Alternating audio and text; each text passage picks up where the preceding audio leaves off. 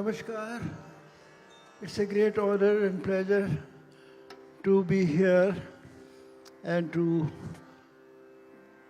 offer our musical services to CNBC-TV18. Music is a precious gift of God. Swar hi Ishwar hai. Music has connected the world, and music does not belong to any religion like flowers, air, water, fire, fragrance, colors. So we would like to dedicate the concert to the peace and harmony of the world. Thank you very much.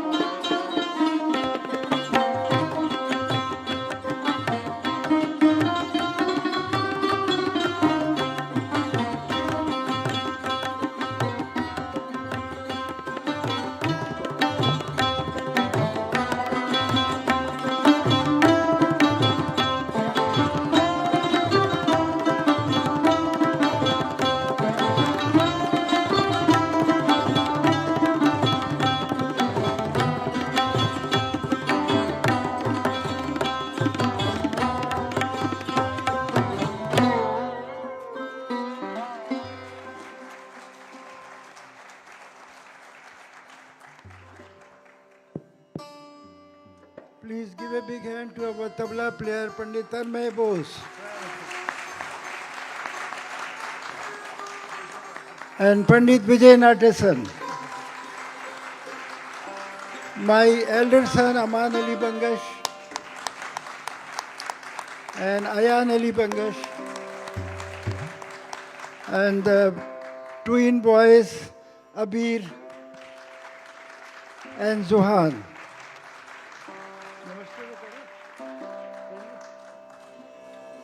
We will conclude with a beautiful traditional rag, Yaman, and Ragmala after that.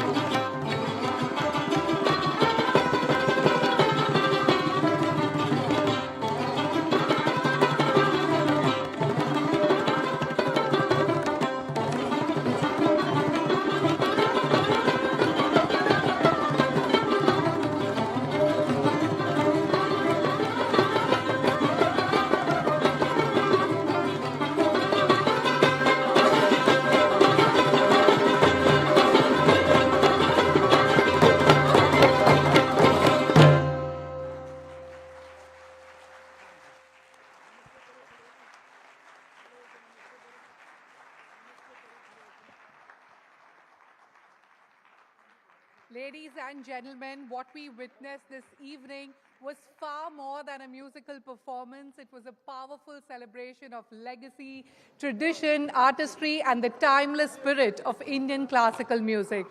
Across generations, the Sarod has carried stories, emotions, and history to its music, and tonight we had the privilege of experiencing that extraordinary legacy come alive on stage through a truly rare coming together of one remarkable musical family. On behalf of WeWork India, CNBC TV18 and PhonePe, a heartfelt gratitude to Grammy-winning Sarod Grandmaster Ustad Amjad Ali Khan, Aman Ali Bangash, Ayan Ali Bangash, Zohan Ali Bangash, and Abir Ali Bangash.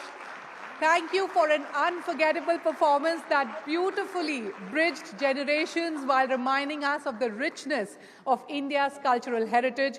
Their music has not only entertained us this evening, but has also given us a moment of reflection, connection, and inspiration that will stay with us all long after tonight. Ladies and gentlemen, please once again join me in giving a huge round of applause to the extraordinary three-generation Sarod Quintet. Shireen, request you to kindly take the evening forward.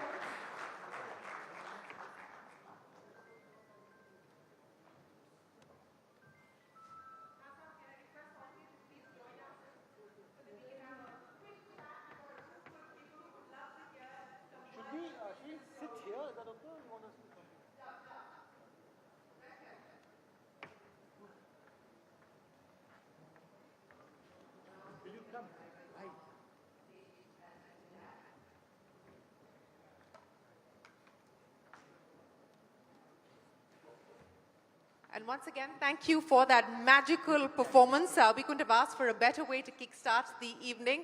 And I could see, Ayan, you were telling the boys to smile while they were playing. And of course, I guess, let me start with you, Khan. You know, this evening we're celebrating endurance, we're celebrating the spirit of resilience, we're celebrating what it takes to actually survive through ups and downs, boom and bust cycles. You know, you've been playing the Sarod, you've been performing, and you were even younger than Zohan and Abir when you actually started performing. I want to understand from you, Khan Sahab, share with everyone who's watching us here tonight and those who are watching us on TV and online. What do you think is the X factor? What does it take to build a timeless legacy? I think it's very, very important to have blessings of your guru and all the senior people. The credit goes of Abir and Zohan today, the credit goes to their parents, Ayan Ali Bangash and Nima Sharma. And the blessings is most important. We believe in blessings and we are all the time trying to connect ourselves with God Almighty. And that is why we say, Swar hi Ishwar hai. So I hope everybody is connected with music because it's a very, as I said, precious gift. And if you listen to music with concentration, you will receive all the positive effect of the music, any kind of music. I think everyone here will unequivocally agree that we have taken that spirit, we've taken those positive vibes thanks to the performance that we got to witness today. We had the pleasure and privilege of witnessing today. But Khan Sahab, तहजीब होती है, तालीम होती है और काबिलियत होती है. पर उसके अलावा भी, what do you think is actually required to make an extraordinary, could be a musician, could be a sports player, could be anything. What do you think is that extra that somebody needs to focus on? I think most important thing is determination. And the children, when they realize the responsibility, like Aman is the elder brother and Ayan is younger brother, but they also began their journey from the age of 5 and 6. And all the hard work, I would like Aman to share his thoughts. Okay. Aman, the mic is yours. As you go through your own journey, and now you see Zohan and Abir's journey, how different is it? Well, being Zohan and Abir's elder brother feels very nice.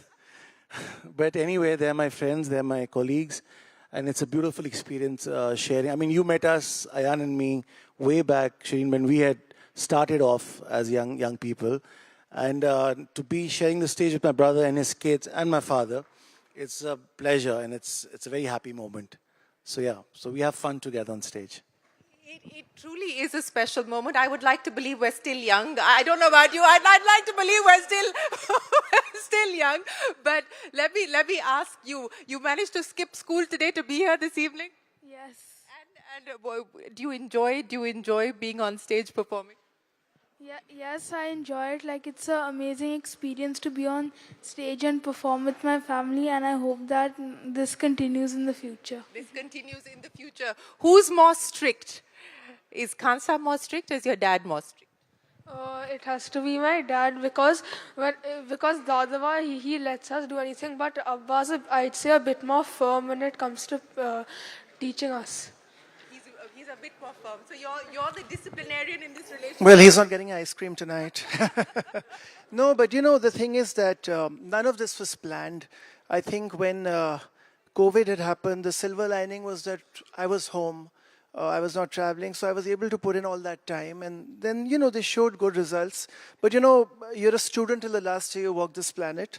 So they have to keep practicing if this is what they want to pursue.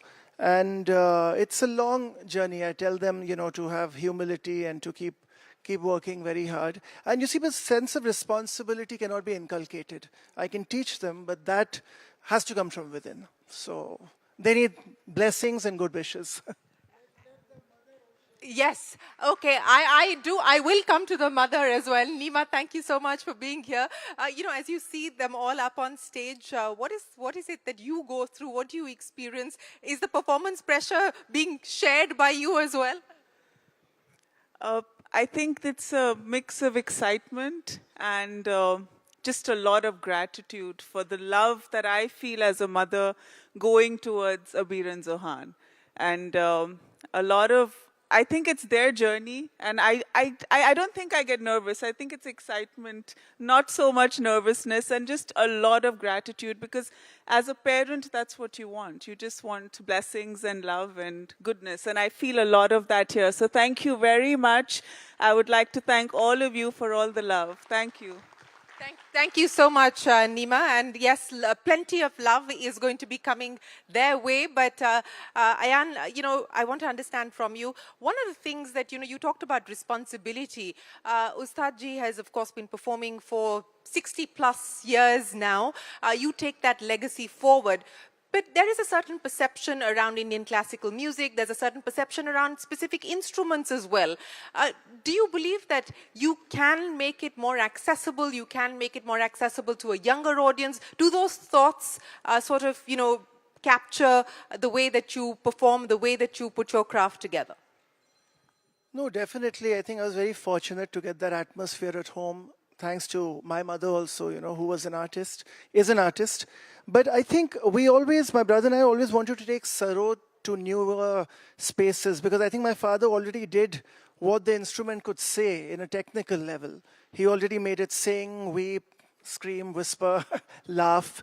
So today, my brother and I do a lot of interesting collaborations, and that is something that we really look forward to. Recently, we worked with the Gorillas and Young Blood at Lollapalooza. So all these things, it's great fun, because there's a very deep message when you do collaborations, that music is beyond borders, and we're all one race, the human race, and I hope we celebrate love and harmony within each other always. You know, Kasab, you always say that music doesn't belong to any religion. It's like fire, fragrance, flowers, etc. It belongs to humanity. We're living in an era where the world is obsessed now with AI and what AI can do. How do you look at AI and what it can potentially do to music? It's very difficult to understand. And many times my grandchildren, they tell me, Dadaba, it's a fake photograph, it's a fake news. So I'm sure every subject has a positive and negative side. I'm sure the world will achieve something more, much greater through AI. But for music, I don't know how much AI can contribute. For music, one has to only do riyaz, sadhana, tapasya, and humility, samarpan to Guru. Because classical music is something that you feel or you enter in a dark tunnel with the hope of sun rays someday. It's a long journey. So I'm very happy that Abir Zohan, they are connected with mobile and iPad and the wildlife, but at the same time when Ayan asked them to practice, they are always available. And do you love music? Yes. How much? A lot. A lot. What kind of music are you listening to? Like anything, like I listen to like all types of music. I listen to all types of music and like whatever's good. Whatever is good. But let me ask you as well. You know, when all of you are performing together, you're pretty much playing the same rag, but each one of you has your own interpretation. Each one of you has your own individual styles, and yet you can collectively bring it all together. What's the secret there? Well, I think, Shrina, it's all about we all pretty much know each other's nature. You know, music is not, firstly, it's about having an individual approach to it. But like my dad learned from his father, wanted to be like him.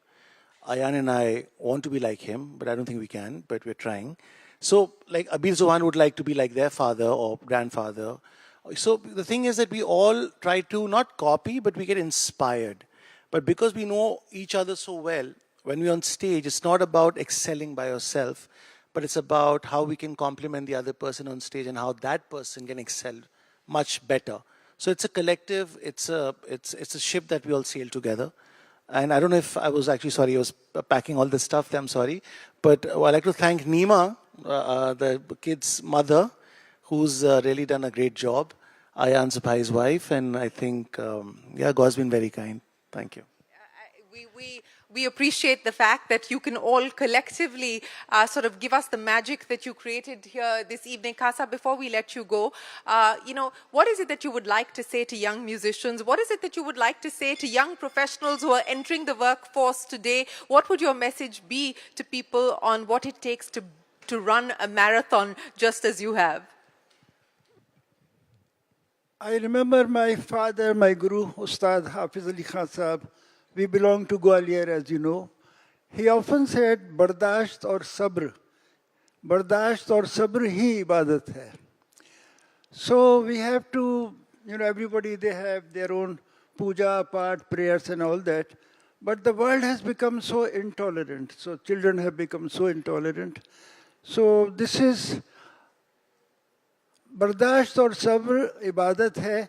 If you can be tolerant, if you can be patient, perhaps you can achieve your goal of life. अगर आपके अंदर बर्दाश्त है, सब्र है, तो शायद आप अपनी मंजिल तक पहुंच सकते हैं. What a wonderful message to start the evening and its conversations. Bardasht, sabr, patience and tolerance are the key to actually building resilience, building endurance, and to building whatever high-achieving career you choose to. Ustad Amjad Ali Khan, Ayan, Aman, Zohan and Abir, thank you so much for joining us here this evening. Ladies and gentlemen, another round of applause before we say goodbye to them. Thank you so much. Thank you once again to the Three Generation Sarod Quintet, and thank you so much, Shireen. Moving on, ladies and gentlemen, India's growth story today is being shaped by a new generation of businesses, leaders, and ideas redefining the way we work, innovate, and build for the future. At the center of this transformation is the evolving workplace itself, a space that is becoming more flexible, collaborative, and deeply connected to how modern enterprises grow and succeed. Today, we have someone instrumental in shaping this evolution in India. Under his leadership, WeWork India has emerged as one of the country's leading flexible workspace platforms, redefining how businesses, entrepreneurs, and enterprises collaborate and grow in a rapidly evolving work environment. Ladies and gentlemen, please join me in welcoming Karan Veervani, the Managing Director and CEO of WeWork India.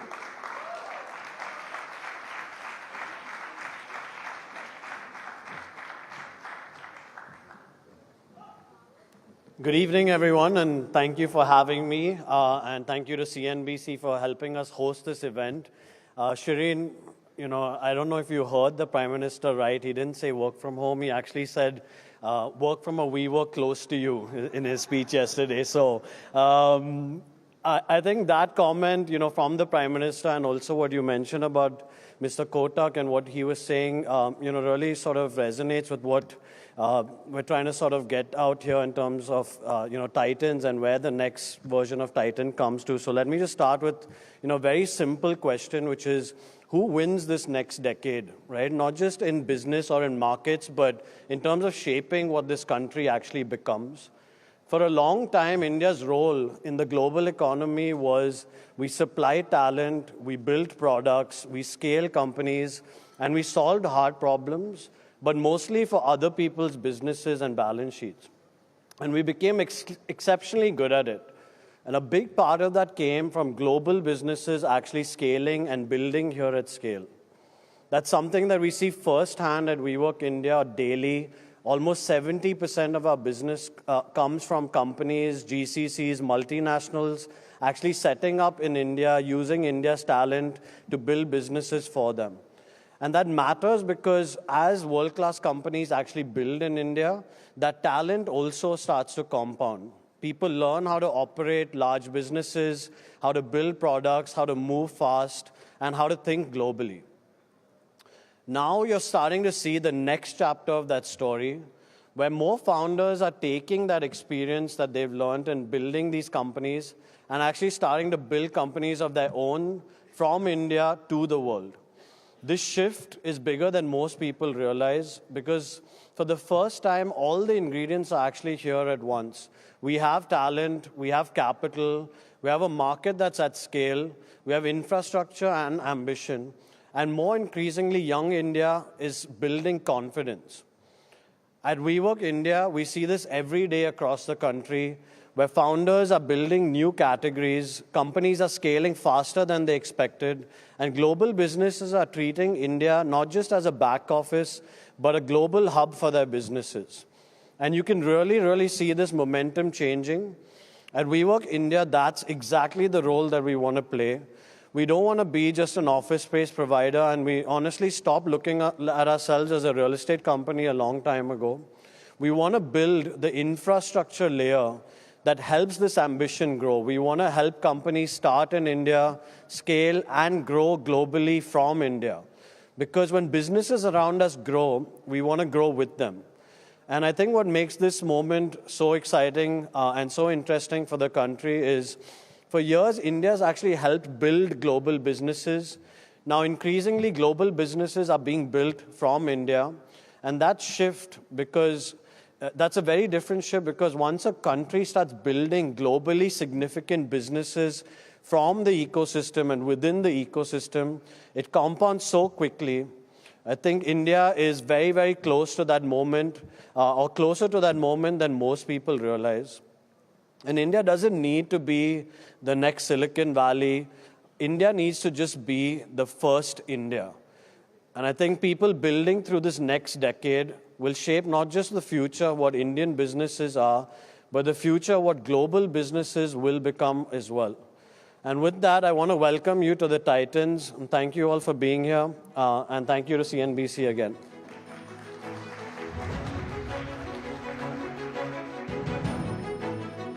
Thank you, Karan, for those insightful thoughts. Now, this has been quite a start to the very first edition of Titans. Moving on, the next phase of India's growth story will be shaped as much by the flow of capital as by the ideas it chooses to back.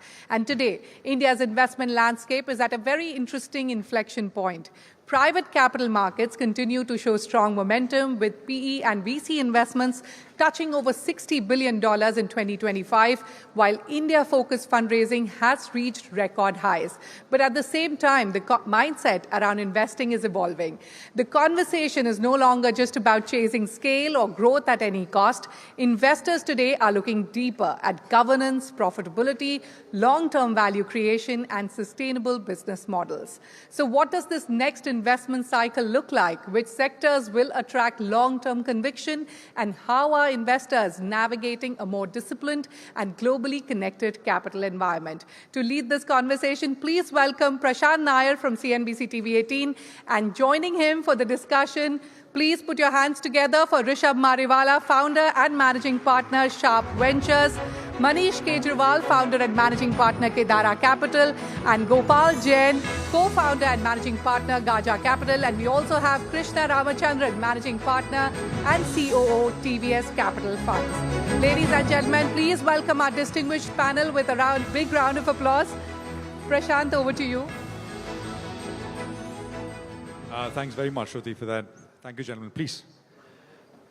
I think the musical performance was uplifting. It was up and up, and it was bright, and it was lively.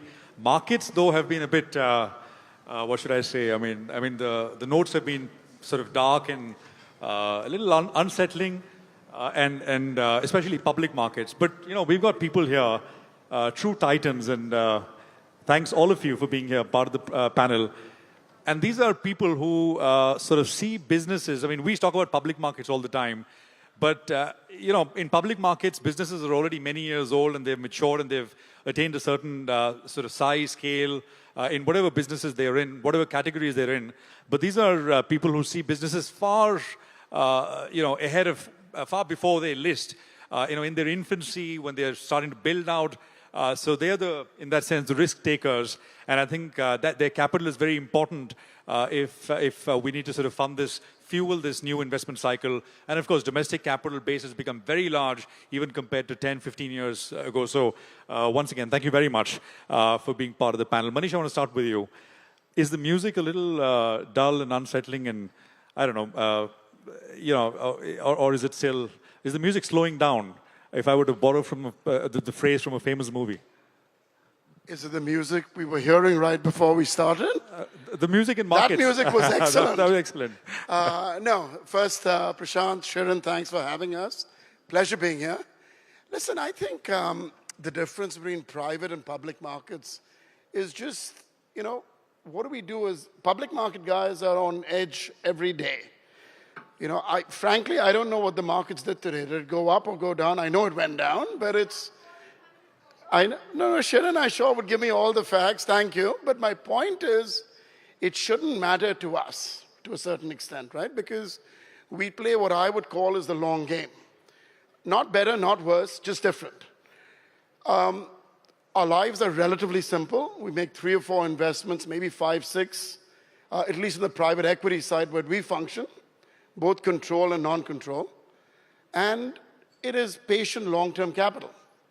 The only things which change when I look at a 25 versus a 26, as I was talking about outside, last year we had buoyancy, right? There was madness in the markets.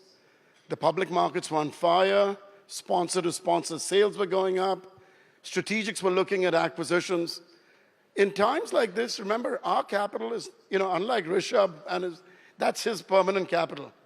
We are fiduciaries for other investors. And all we can do is be responsible providers of that capital. And hence, in years like last year, we stepped back on new investments given the valuations, but really accelerated divestments and money back to.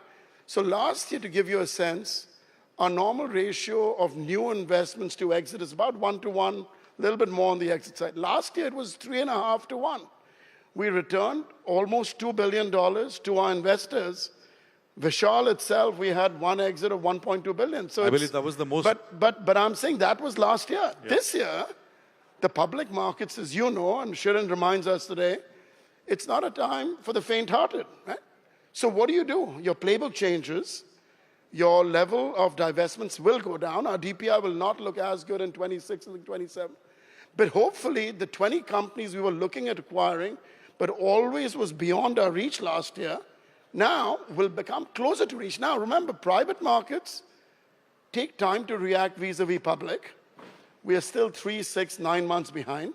The public markets have corrected, intensively so. The private markets will get there, but the mood is getting pessimistic. I think all of us, from a deployment perspective, would want this pessimism to remain. But remember, our life is about both making good investments, but more importantly, getting exits. So this year, we will probably have a ratio where we'll deploy more money than take out. But at the end of the day, it's a cycle. It's yings and yangs in life. And you have a 10-year window, not a 10-day or a 10-hour window. That's very well put, Manish. And I think what you said, so private markets will mark to market in that sense in about 3 to 6 months. I mean, that's the lead lag between public and private markets. Just one more question. I mean, in public markets, we talk about it all the time, so much anxiety and hand-wringing about why foreign capital is staying away. I mean, actually, why is it actively selling? And Gopal and I were talking about it just outside. What is your sense, Manish? What is the, I've heard lack of AI, taxation, I mean, just valuations, perhaps earnings growth has slowed down. What are the really... Two very different pools of capital. You have the global investors, for which India is far less relevant today. For multiple reasons. When you have increasing interest rate climate in the US, which people expect, money will flow back. When there's uncertainty, you go towards gold, you go towards markets which are more shorter. Your overall portfolio, you want to de-risk. Even our largest investors and global investors have a paucity of capital. They haven't got the distribution in the last 2 or 3 years as they were expecting. China was weak. So if you have an Asia allocation and China has not returned capital, which was the most amount of private equity, things are... So their new deployment goes down in public and private markets. So at least in the public markets, they're withdrawing capital. The domestic pool, I would say, I would disagree. There is a degree of nervousness. Most of us who think we're good public, we get it wrong. You always sell when the market is falling. You buy when the market is peak. You should do the reverse as usual. So, but I think the overall flows, and again, Shirin will correct me, I'm sure, but the overall flows into the public markets for domestic capital is increasing month on month because of the SIPs. That's an amount of, so if you look at it 10 years ago and you had to price an IPO, we would fly to Singapore and meet with a Fidelity or a Capital or one of those guys. Today, you go to BKC and you meet SBI, HDFC, ICICI mutual funds, and that's how you fix your pricing. That hasn't changed. The level of buoyancy and what they can afford and their negotiating leverage on you when you're doing an IPO also enhances. So I think it's a tempering. I think the tempering is a good thing. And hopefully for us, it'll mean a chance to deploy more capital. Absolutely. Gopal, you want to comment on the same question in terms of why is foreign capital a little nervous at this point? You know, first of all, it depends on which music you've been listening to, right? In private markets had a record year last year, even though public markets, there's a liquidation trade in public markets. But in private markets, we saw well over 50 billion, close to $60 billion being invested. And if you look at the source capital of the 60 billion, more than 50%, close to 60, 70% is foreign capital. So foreign investors in private markets continue to buy, while foreign markets and public markets. So this nuance is very important. And I know it's being very simplistic, but if you conflate, say, private markets with a longer-term view of the market, then investors with a longer-term view of the market, investors like us, I've been investing in India professionally for 35 years. I made my first private investment 31 years ago. India has been a structural bull market for 35 years, and every 4 or 5 years, there is something that happens that gives you a window to buy. And the reason that happens is because we have a twin deficit problem. So whenever the world sneezes, we catch a cold. We should have solved this by now, but we still have a structural vulnerability. Right? So every time in the last 35 years, the shock that we get every 4 or 5 years has been a good time to buy. And I think people who see this pattern recognize this pattern. And which is why in private markets, you continue to see investment activity funded by foreign capital, even within public markets, as Manish was saying. While you might be seeing a liquidation by foreign investors, as far as domestic institutional investors. And for a minute, again, while being simplistic, conflate them closer to where India is, and foreign investors have choices, they have other things to look at, they've been buying. Yes. But that still leaves the question, why are foreign investors in public markets liquidating? Yes. To raise a private fund, there should be no problem. Foreign money, if you were to raise a Well, 10 years ago, if you wanted to raise a private fund, you only had foreign money. Yeah. But what's changed about India is India has become a large economy. Yeah. Private equity works in large economies. In large economies, private equity works with both domestic capital and foreign capital. When we started, nearly 100% of our external capital used to come from foreign investors. And now there is so much domestic capital. So it depends on who you're talking to. But I would say that if there is, for new time managers, I think it's much easier to raise capital. Yes, raising money from foreign investors is difficult for everybody except Manish Kejriwal.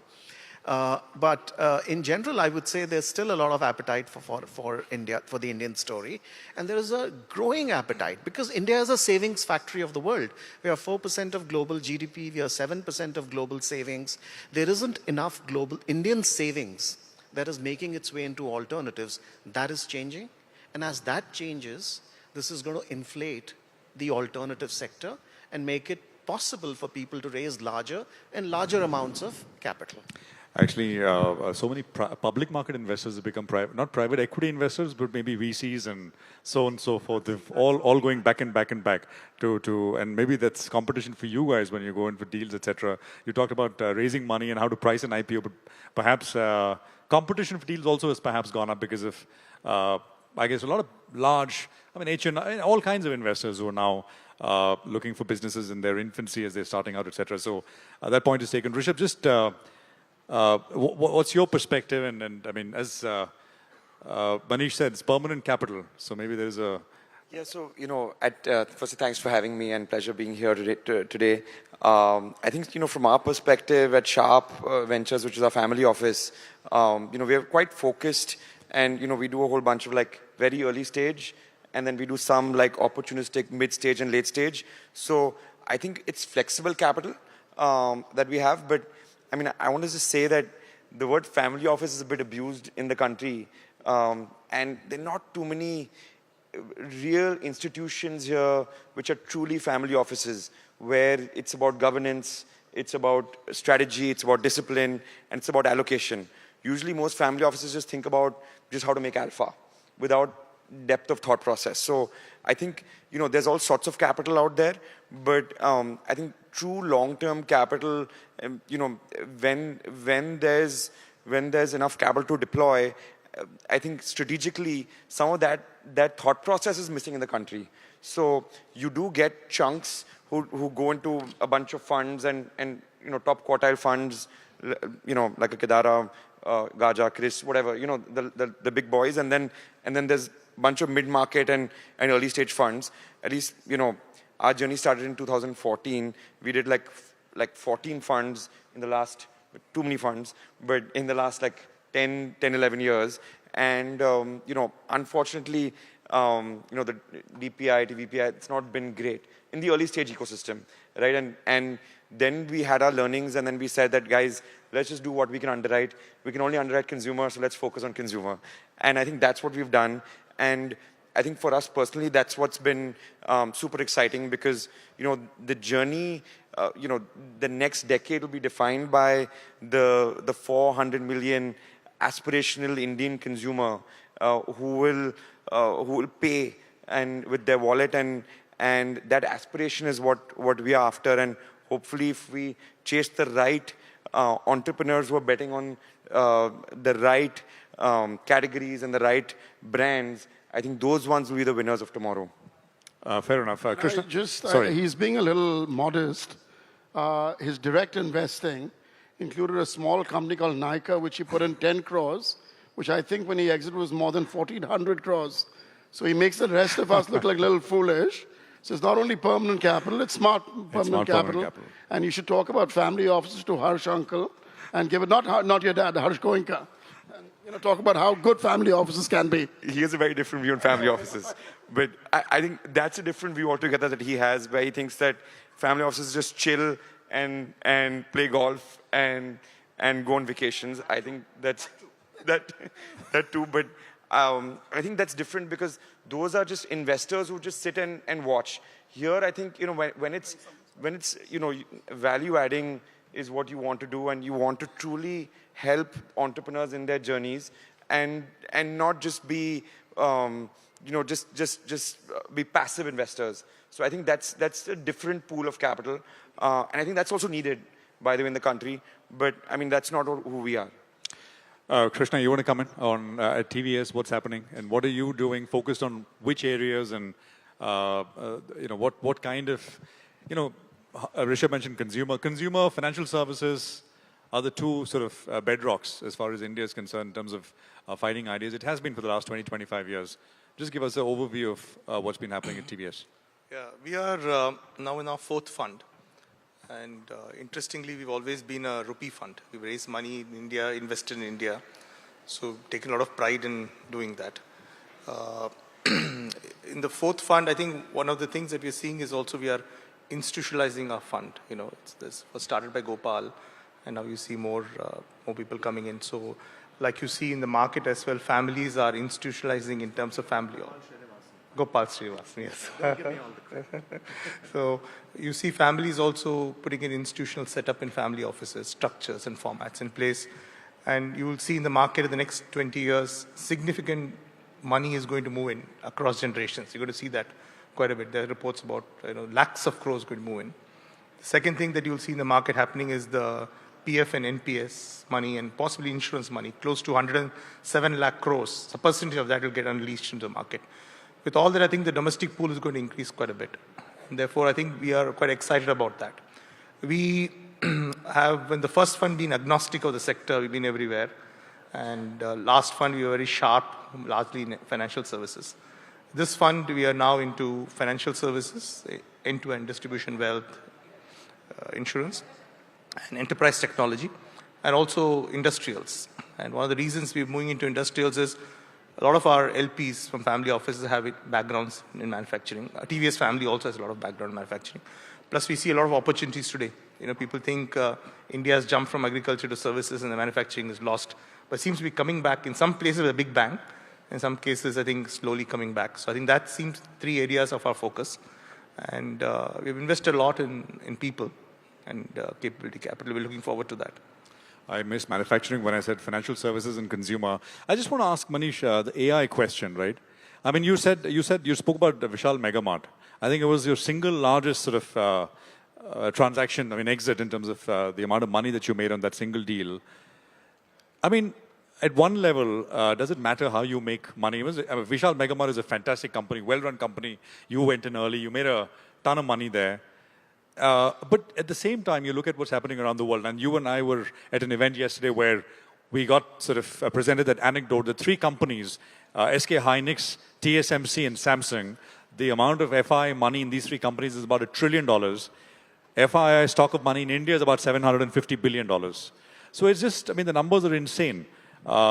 So my question is, does it really matter if it's a huge super cycle, maybe the biggest of our generation or 2, and it seems to be, in a way, passing us by. I don't know. What's your sense? Tough question. When you look at AI, you look at it from an investment lens, and you do it from a portfolio lens, right? The numbers globally are crazy. We, at least us, humbly speaking, I can't speak on anyone else or as a country, don't have the wherewithal or the skill set to play the game that the big boys are playing, whether the hyperscalers, whether it's the Amazons and the Googles of the world, whether it's an infra play or an LLM play. What we have learned in 15 years of existence and with Temasek earlier is humility. The markets and companies will make you humble. So don't ever go, if that's your guardrail, play within your guardrails, do stuff that you understand well. For us, it is consumer, it is financial services. It's tech services, not technology. We don't claim to know what the guys at Samsung can do. And yes, a bit of pharma and healthcare services, whether it's diagnostic labs. The moment you step outside your guardrail, you do that as a PA investment. You can't do it for the money that we are a fiduciary for other guys. They've given you money to do a certain investment thesis. Suddenly there's a more attractive rabbit running across the train tracks. If you're running after that rabbit, you're going to be hit by the train, right? More likely than not. So you've got to be really disciplined to stay within your guardrails. So to answer your question, AI, our portfolio companies, we encourage them. We have a full team working with them in either ways to enhance revenue or to decrease costs. We're doing both. I'd say we're still learning. We're probably learning more from some portfolio companies like a Purple, and we're transmitting that knowledge to the others and learning a bit more.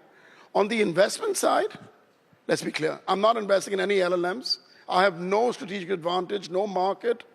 But what we will do is, for example, we bought a controlling stake paying $250 million in a company which is US-based with an India backend, which does data migration. And so it's very boring, old world, but it prepares enterprises to become AI ready.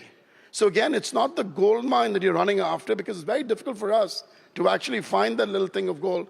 But we're investing in the pickles, in the picks and the shovels, which can help others reach the gold mine. And we will then mean a 3 to 4x return. We're not used to Rishabh's 100 or 1,000x returns he did in Nykaa.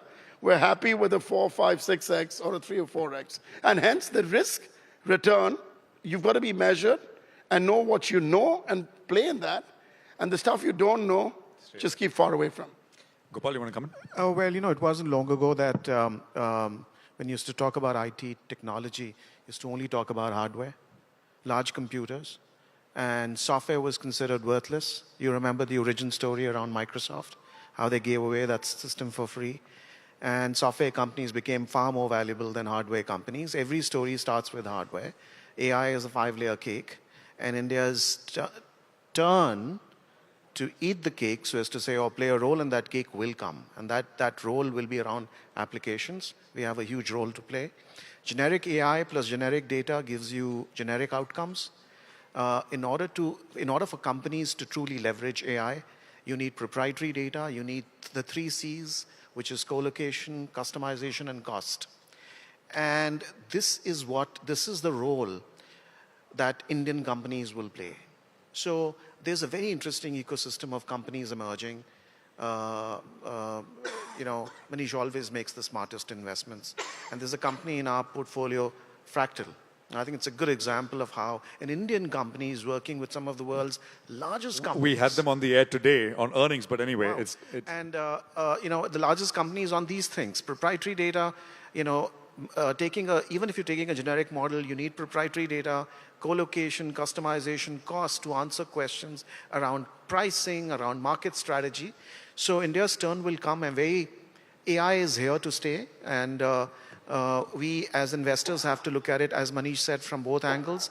Companies that will play a role both in India and the global economy on how corporations, businesses use AI to become better businesses, and how we drive our businesses, not just in terms of improving their pitch decks, but in terms of improving their margins. Manish, do you get pitched AI? Not AI, I don't mean AI like LLMs and stuff, but like companies from that area. Okay, let me expand that. Deep tech, and did you get pitched those kind of ideas for investments? Explain your question, Prashant. Specific, what's your question? Do they get pitched to us? Yeah. Do you get pitched? No, we get 1,000 pitches a month. But we are very honest in saying what we don't understand. And we put it out of our humility, not because the company is not good. We just don't know we can add value. Our model, Prashant, is very different. We're not blind pool investors. Whether it's a minority or a control investment, we will get active to try to add value. If we can't make a difference in the company and the promoter or the owner doesn't believe we can make a difference, then we're competing in an auction which we never win.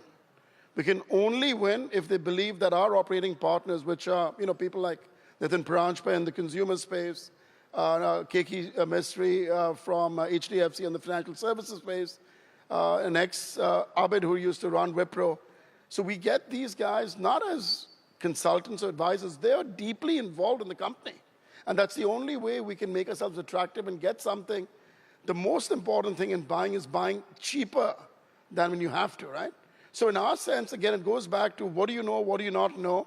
And if you can't convince the guys that you know, if you actually don't know something, you bloody well say you don't know something and be far away, right? So obviously you get pitched because there are, today you'll have a shoe company putting shoe.ai and expecting a higher valuation, right? So just stay away from that stuff. Stay away from the stuff you don't understand and you'll be fine.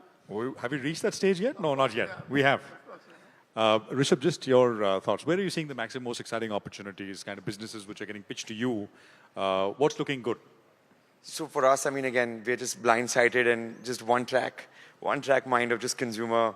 If you can't invest in anything that you can't underwrite, you have to be able to underwrite it to invest in it. So very similar thought process, and just anything CPG, consumer forward is what we'll do. And I think it's super exciting right now. Frankly, like I think in the early stage, there's more capital chasing entrepreneurs than entrepreneurs chasing capital, which is scary. And we were just talking yesterday with the team, and it's every second entrepreneur is in the beauty personal care space. So, that's another scary part. And of course, beauty personal care is growing and it's fantastic. And we've been lucky recipients of that in terms of the right investments in the space. But I just think when there's so much noise, when there's greed, you should be fearful and vice versa, right? So, I just think that even old school boring businesses are actually really interesting. So, even like, for us as like early stage investors, we'll like do CDMOs, we'll do like, we'll do farsan, and we'll do like snacks, stuff like that, which is still very early, and it's not become a Haldiram's or a Balaji, but there's still like a lot of potential for just growth. And you have these businesses which are like that, which aren't like sexy and cool, but just super. Like even like old school businesses where next gens come in and then they're rejuvenating that, and they're like, okay, fine, we're building something really interesting, because this is all early stage we're talking about, right? I think like really interesting opportunities of 100 crore, turnover sort of, or 100 crore revenue businesses where, good healthy margins, good gross margin profiles, and just really building up in either, I mean, it could be anything to do with CPG actually. I just want to have one question. Manufacturing, I mean, only Krishna brought that up. Gopal, you want to just sort of come in there? Yeah. Well, reindustrialization is an important theme in India. It's going to take some time before the whole manufacturing ecosystem deepens. I mean, currently it's still less than 15% of the GDP. But I think whatever we've seen in the last 10 years, so far India has been a mid-tech manufacturing economy, right? Auto components, electronics, stuff like that. We are not viable low-tech, we are not viable high-tech manufacturing. But reindustrialization is a theme across India, across US. And I think as that happens, manufacturing will deepen. That was your question. And I think for many of us, for us, we are approaching it from the tech end. So we are interested in automation. We are interested in how software improves manufacturing. But there are many opportunities emerging in manufacturing. We talked about AI. I think defense and energy are two very important global themes, and extremely important global themes for India as well. And I think the funnel of opportunity in this sector is expanding. I had a lot of questions, but I think we're out of time completely. So, gentlemen, thank you very much for joining us. The music and markets, public markets may be a little slow, but I think encouraging thoughts from all of you. Thank you very much, Rishabh, Manish, Gopal, and Krishna. Thank you very much. Thank you, panelists, for those thoughtful insights, and thank you, Prashant. Ladies and gentlemen, once again, a huge round of applause.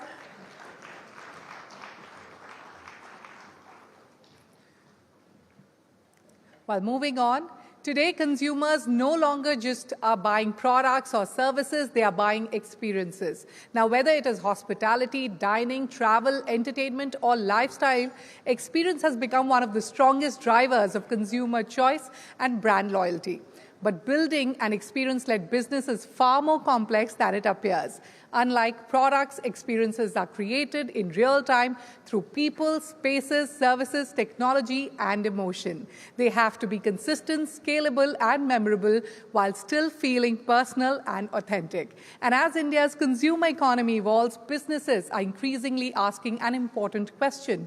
How do you scale experience without losing the very quality that makes it valuable? That is exactly what this next conversation will explore. And to lead this discussion, please welcome Mangalam Malu from CNBC-TV18, and joining him on stage, please welcome Puneet Chatwal, Managing Director and CEO, IHCL, Anurag Bhatnagar, Whole-Time Director and CEO, the Leela Palaces Hotels and Resorts, and Rahul Ganju, the CEO of District by Zomato.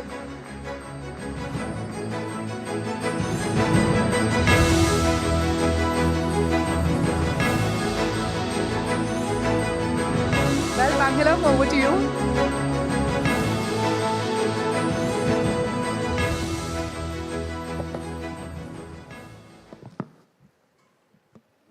I thought the Titans should first take their seats and then start. You know, I don't know how to start this without being a fanboy of all the products that you have to offer, be it, you know, some of the Ginger hotels because Taj I can't afford. Leela's you see from outside, take pictures of. District is where you open the app and, you know, you look at the tickets which are all sold out. So I'm a disgruntled customer, aspirational customer, and maybe an analyst of the space as well. We can't start this without addressing the elephant in the room. The conversation that came from the Prime Minister, asking people to exercise restraint when it comes to consumption, travel, extravagance, all these things to save on Forex. Where do you all stand on that? Do you all benefit from it because domestic tourism gets a boost? Or do you all not benefit from it because people are now in saving mode? Let's start with you, Puneet.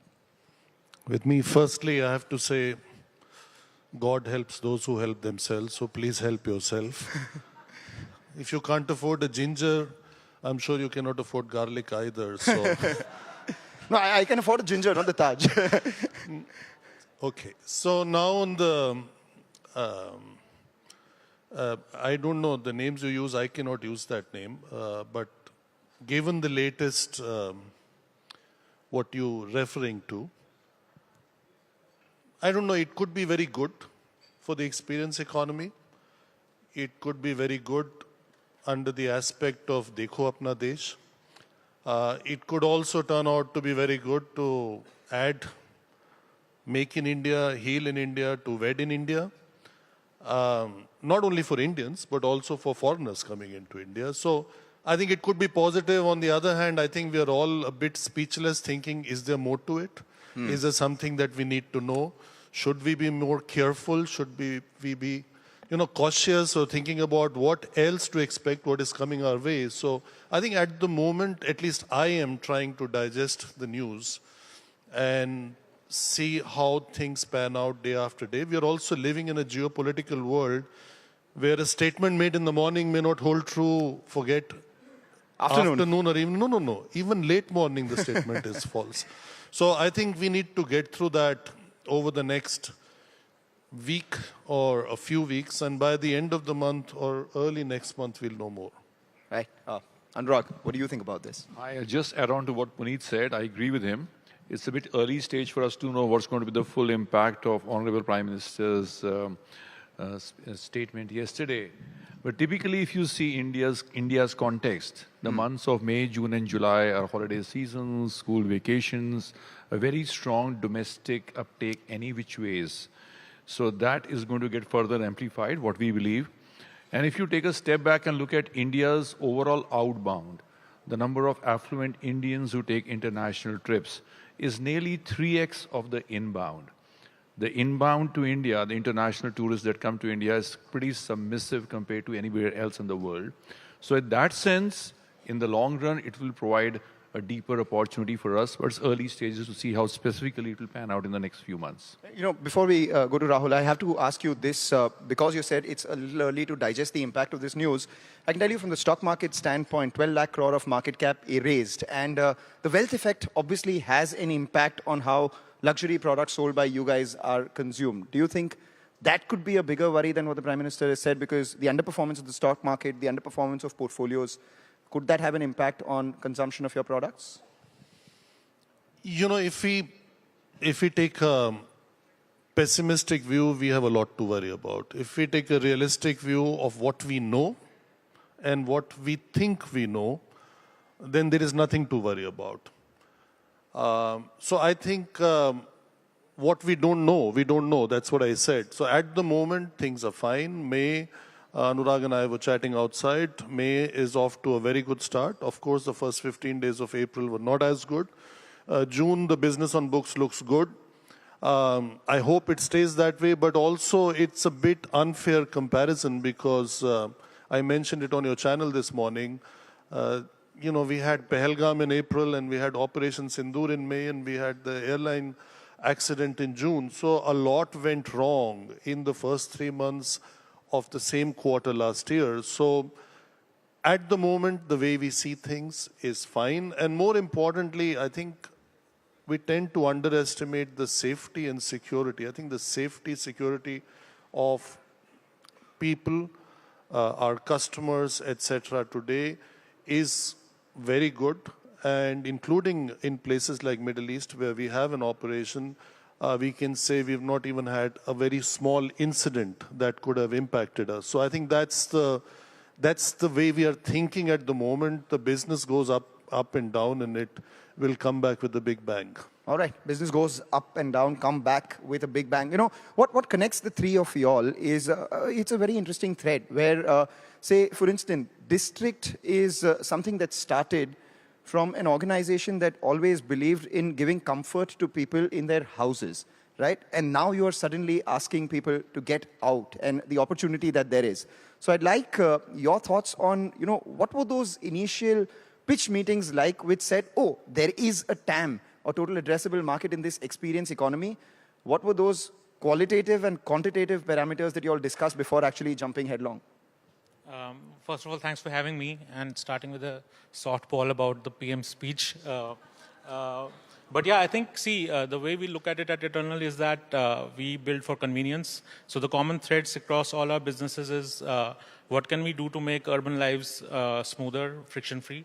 And this seemed like a large segment out there which nobody's addressed the way we are thinking about it. And so we are just about, removing that friction and helping more people consume outside of their homes. And we know directionally it's a larger TAM than at-home consumption. So.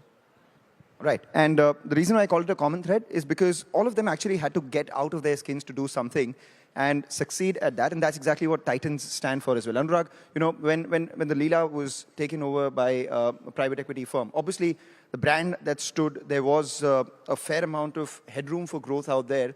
But there were other brands that were offering similar services and experiences as well. What do you think made Leela the attractive bet that you all made on?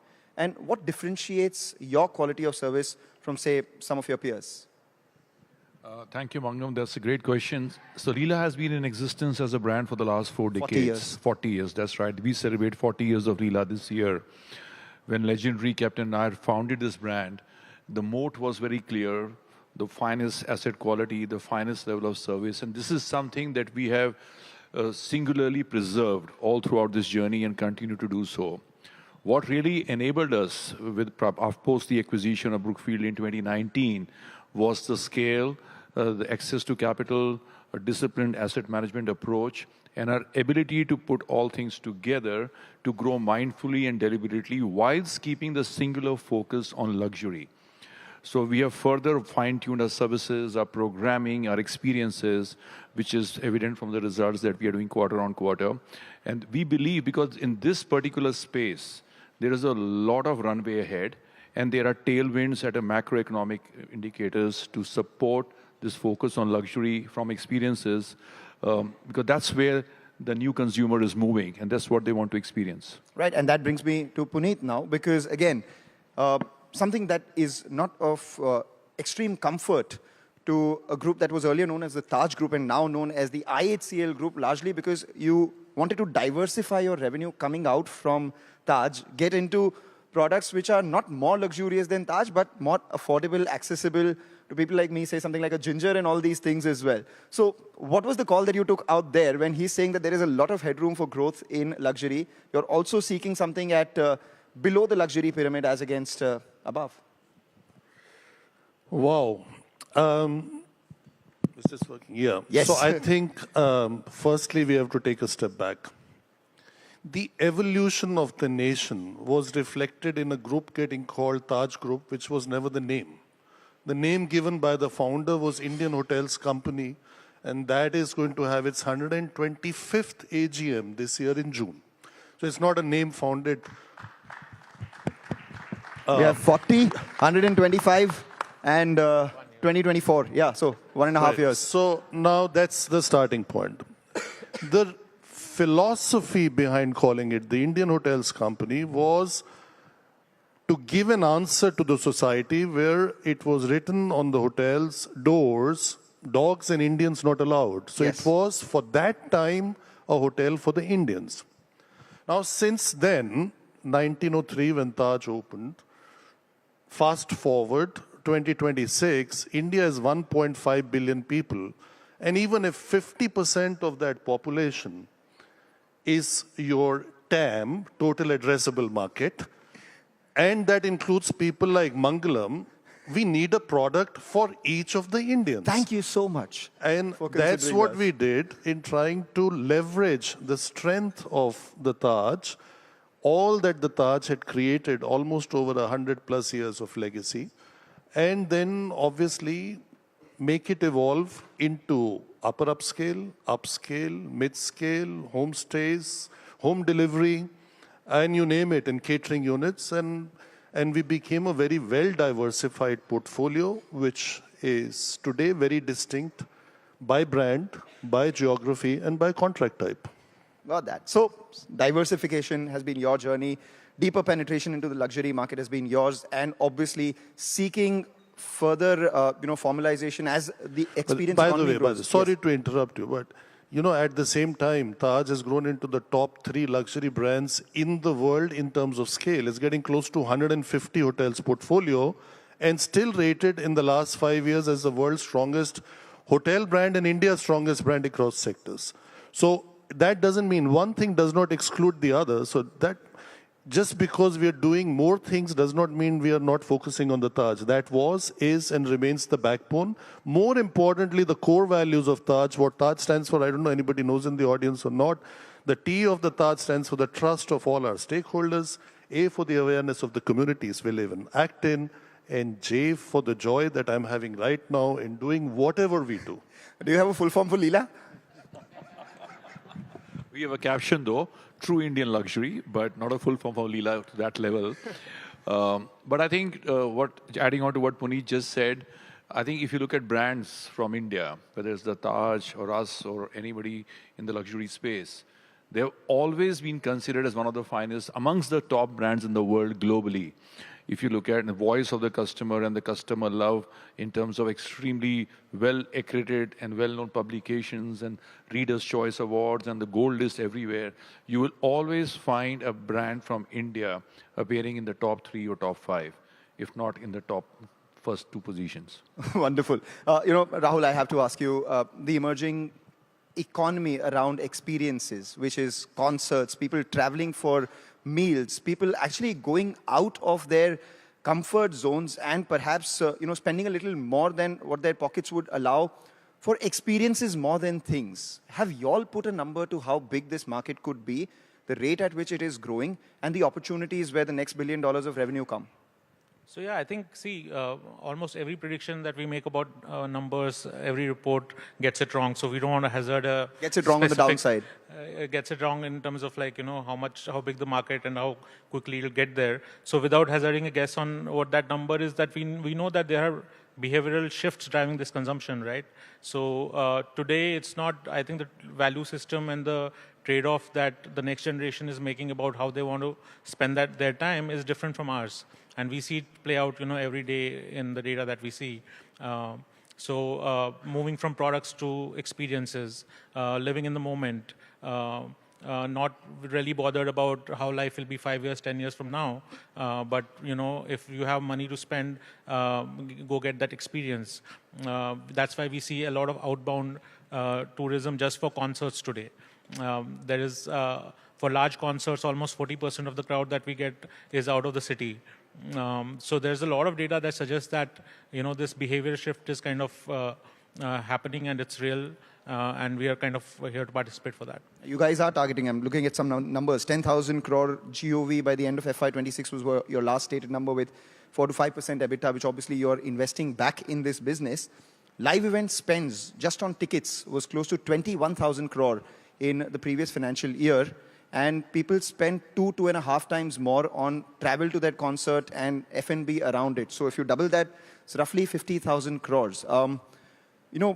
What are the challenges? I have to ask you this, because for every great live concert that happens, there are a bunch of disgruntled people who say that we never got tickets because maybe the organizers gate-kept those, or we didn't get a good experience because the road to the concert wasn't as good and all these factors. So what are the challenges while the opportunities are here for us on the numbers? Yeah, that's a good question. I think there are a lot of people are curious about the industry now, and they are looking at the great outcomes. You know, there are concerts that are full, they're selling out.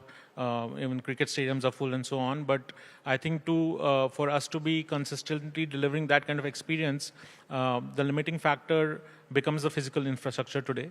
That's why we are kind of investing heavily on venues, because that's where the experience comes together. On the technology side, I think India is as good as the world, like our apps experience, how you manage, like there are events where there are like 2 lakh people in the queue and there are 5,000 tickets to sell. So you'll always have a large population who didn't get the tickets feel disgruntled. So that's a problem that you can't solve. But I think in your product flows, can you be transparent? Can you tell them like, okay, this is your number, this is the likelihood of you not getting a ticket, and so on and so forth. So I think there's a lot we have done to kind of safeguard that experience. So on the tech side, on the production quality side, India is at par with anywhere in the world. Where it gets challenging today is around the physical. And we don't have a lot of purpose-built arenas where you can, put up a show in a day. So for the P&Ls also to be viable, that has to happen, because we spend a lot of money and time just building infrastructure for 3 days and then destroying it the next day. So that's where the kind of bottleneck is today. And that's exactly where I believe that perhaps could be a challenge for someone in your industry as well. Because as the average room rates go up, as the overall cost of a holiday in India goes up, immediately you're not comparing it with other Indian destinations, but you're comparing the overall cost of the holiday to nearby destinations from India as well, where the experience for the same amount of money is a lot better, largely because of the infrastructure. So a lot of the experience is outside of the controllable of the hospitality industry. Could that be a challenge? I agree with you. I think as far as the hospitality space is concerned, like I said earlier, we are right at the top in terms of the warm, gracious, Indian style of luxury service that we provide, almost intuitive service that we provide generally in the sector. But outside, you see, your luxury journey is not just about the hotel. It's like about frictionless travel. Exactly. So that's something that needs to be worked upon. Things are improving now on the infrastructure side, but if you look at the whole experience bubble from the time the guest arrives at the airport to the time when he takes off back to his country, the destination management, the key tourism spots, all that can be managed better. So there is a lot of work to be done on that side. No, I think Anurag is right. I don't want to repeat what he said, but one thing is there with the train systems improving and the highways improving. I think a lot is changing. I can only say a few sectors like Delhi, Jaipur, or Jaipur, Savai Madhepur, going to Ranthambore is a highway par excellence. I mean, it's nothing better than that. I did once Lucknow to Agra 6-8 months ago. I think that was also phenomenal. So I think a lot is changing and a lot is in evolution. And things take time. We are a very large country and very diversified, so nothing will happen overnight.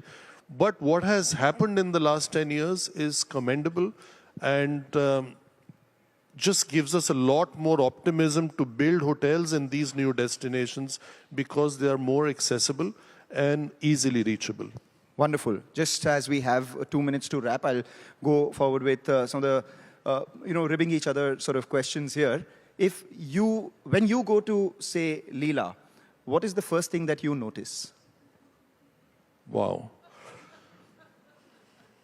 Shall we do it in a lighter way, Anurag? Is it okay with you? Go ahead. When I first enter, let's say, a Leela in Chanakyapuri in Delhi, I see a combination of Taj Palace and Taj Mansingh. Why would you say that? The architecture is such, the arrival experience is such. But it's twice as good. And because they came 80 years later, so many things are improved upon, like our highways. But then comes the next challenge. I see a lot of people walk up to me, like here in Geo, and it seems all of them have been trained by Taj.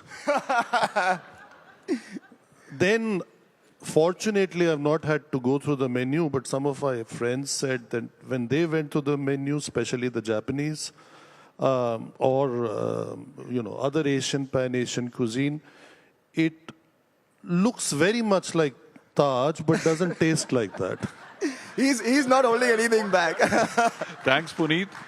Hi, thanks, Puneet, for the lovely endorsement. So we've been able to attract some good talent as well. When you go to one of the Taj hotels, what is it that you see? Well, I have to be very careful because my wife spent a very significant part of her life in Taj under Puneet's So next time you go to Leela, you'll also see... No, but I think what really strikes me about Taj is the warmth that comes across, the level of service that every associate is able to take, a decision that every associate in anywhere, and I've stayed in many Taj hotels as a guest. So that really strikes out. I'll just add one sentence to it, but whenever I go to his house, I find the Taj because the wife is there.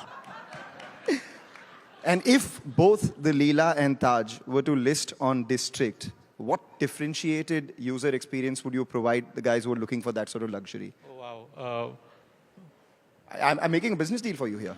No, I think, all the feedback that we get from consumers today is that we are trying to disrupt in a category where not a lot of product innovation has happened over the last 20 years. So I think that's a great kind of endorsement for how we've kind of tackled this category. And if these giants of consumer brands in India, they have to list on District, I think the credit would go to CNBC-TV18 for that side. Yes, and I think it'll be happening. And a commission. And we already did, right? For Rolling Loud last year, we as I was saying, 40% of people were out of town from Bombay, and we sold hotel packages, and I think they sold out along with the tickets. So I think there's a lot of synergy there, so I'm also doing a sell here. So.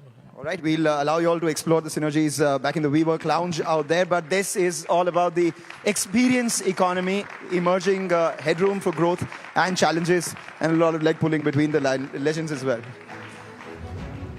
Thank you, panelists, for such a candid and engaging conversation. Thank you very much, Mangalam.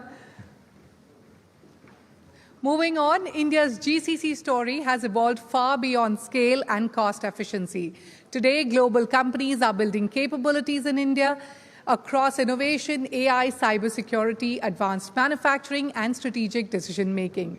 India is no longer just supporting global enterprises, it is helping shape them. And as businesses become more technology-led, the real competitive advantage lies in how organizations learn, adapt, and turn knowledge into value at scale. So what does it take to build enterprises that can innovate faster, make smarter decisions, and create global impact from India? That is the focus of our final discussion this evening. To lead the conversation, please welcome Reema Tendulkar from CNBC-TV18, and joining her on stage, please give a huge round of applause for Anand Bhushan, Saint-Gobain GCC leader. And we also have Arindam Sen, partner and GCC sector leader, TMT EY India. Over to you, Reema.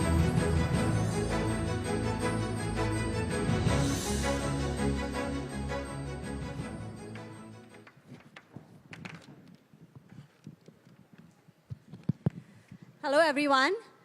So not too long ago, the story of GCCs was simple.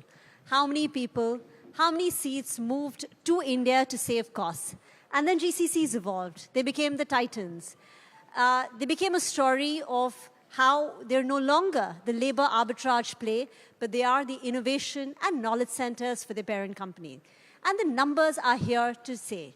There are 2,100 GCCs in India, revenues touching $100 billion, and they employ 2.36 million. This is as per the latest NASSCOM story.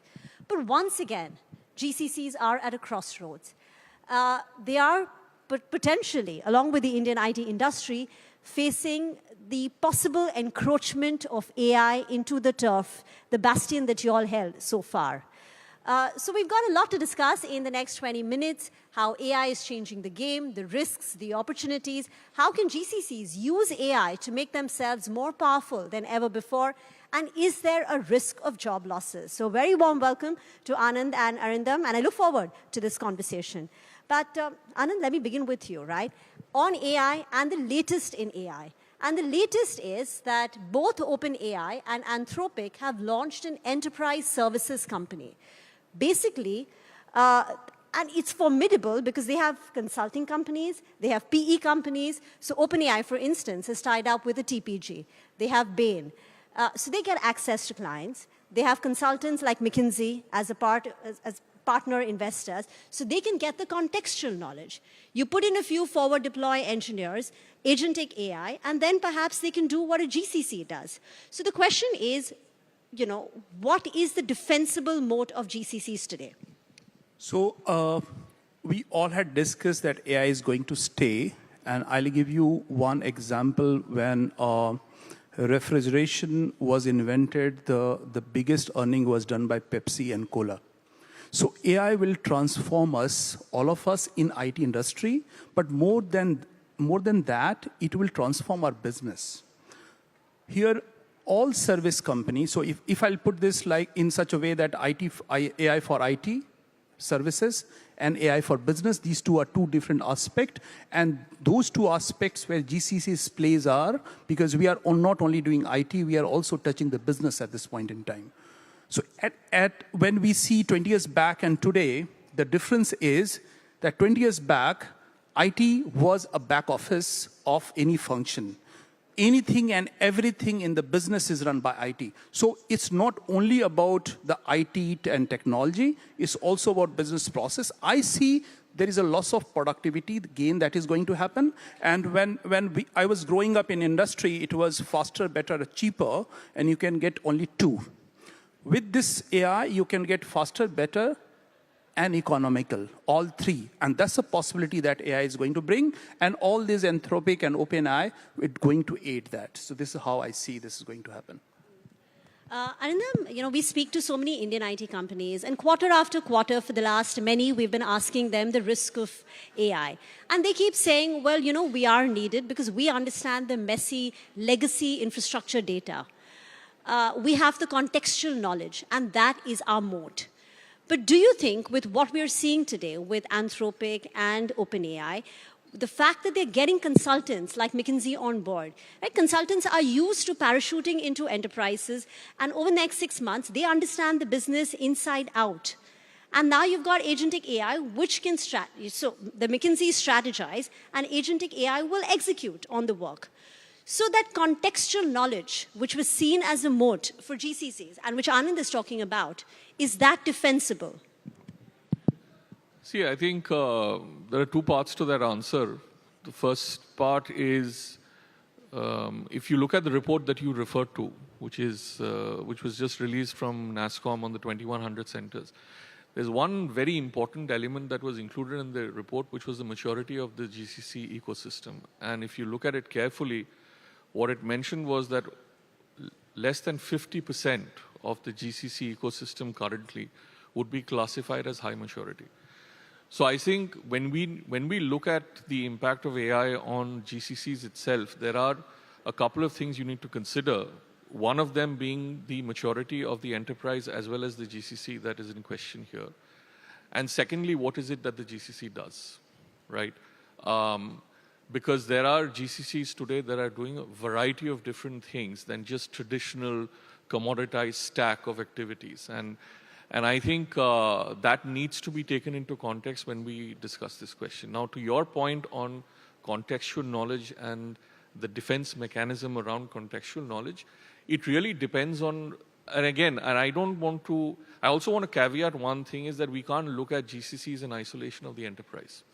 Now, if Sant Goba decides tomorrow that it is going to use agentic as the effective tool to bring efficiency and drive, I don't know, $1 billion of its bottom line, then by its consequence, the GCC will be impacted in some shape or form. We can discuss that in the later questions. But however, it is highly dependent on enterprise maturity, where they are in the context of AI, how fast are they adopting AI. There are certain sectors that are still behind. It is still not proven yet completely in terms of ethics, cybersecurity. There are a lot of factors that are still not there fully baked for widespread enterprise adoption. And I'm not discounting the fact that it has tremendous potential. The way we are looking at it is, I think the GCC world is looking at this as a tremendous opportunity than something that they need to protect themselves against. I think there's a lot of embracing happening today because they believe, and the GCC world believes, that this is going to make their life a lot easier than it was maybe 2-3 years back. So let's talk about how GCCs are using AI today. What process has Saint-Gobain made redundant on account of AI? Is there a measurable revenue impact that you can highlight on account of AI and the productivity, not just on the cost side? So I will speak about it in total. First, in Saint-Gobain, we have built organizational memory. We are a 360 years old company where our process and entire business is built in people and process. So building this organizational memory, which we have created, that connects to context, experience of production data, maintenance record, to everything, so that we can empower our people across the globe to solve the problem. Because this is where innovation starts. And this is what we have done already. So A. B, how can we help our business to have a digital innovation faster and create, and this is with the help of IT for IT, how can we create a go-to-market faster? And these two impact that has been done. It is picking up the pace, and that pace is going to increase further. And that's where I see more opportunity ahead.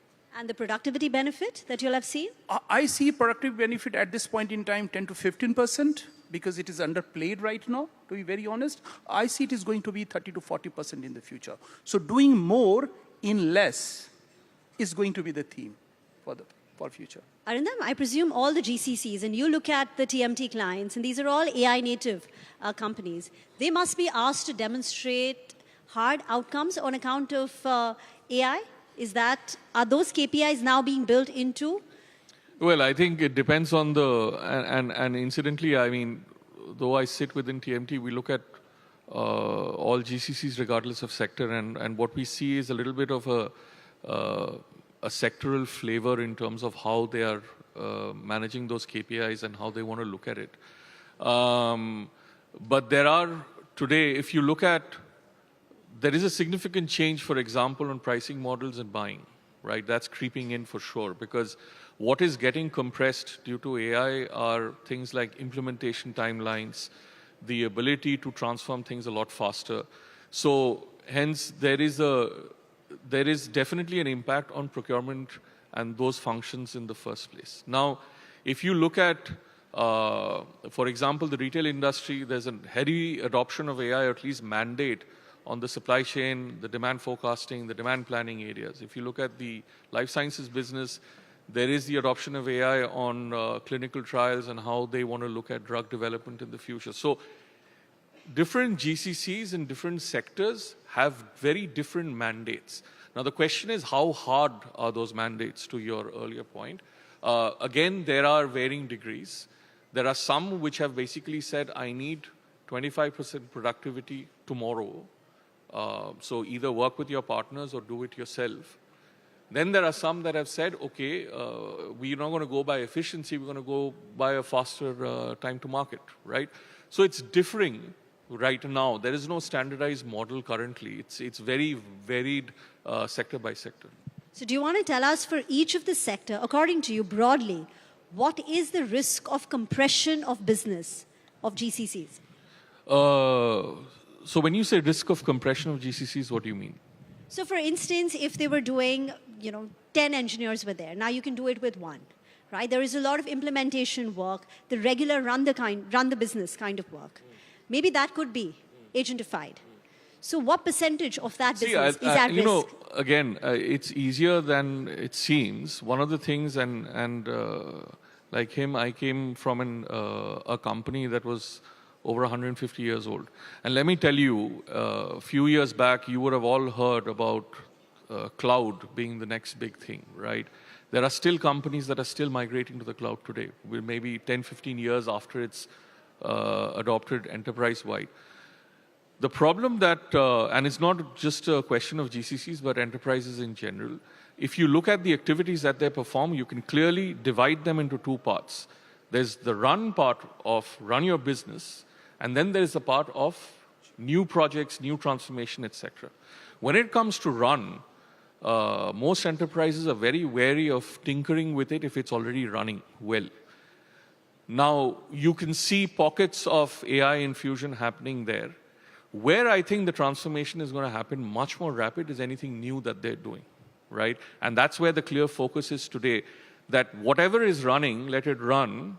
And if a GCC, by the way, is doing 80% of run activities, then you will see virtually no change in their operating model. But if it's much more on the 80% of the transformation, there is obviously going to be a significant infusion. So if tomorrow an OpenAI or Anthropic walks into your Paris headquarters and they make a pitch that they're going to do it all, what is it that your GCC offers that they can't? So if you're speaking about Saint-Gobain, we call it a 360 years old company, fragmented value chain first. The only impact at this point in time, like is said, how can we do efficient run? Anything that is repetitive, manual, definitely will be completely displaced. And the new opportunity will get created.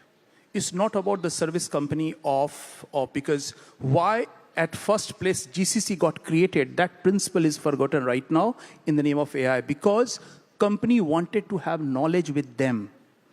The knowledge is in the business. Technology is changing every 2 years. You don't want to share your IPs with the tech company. Yes, precisely.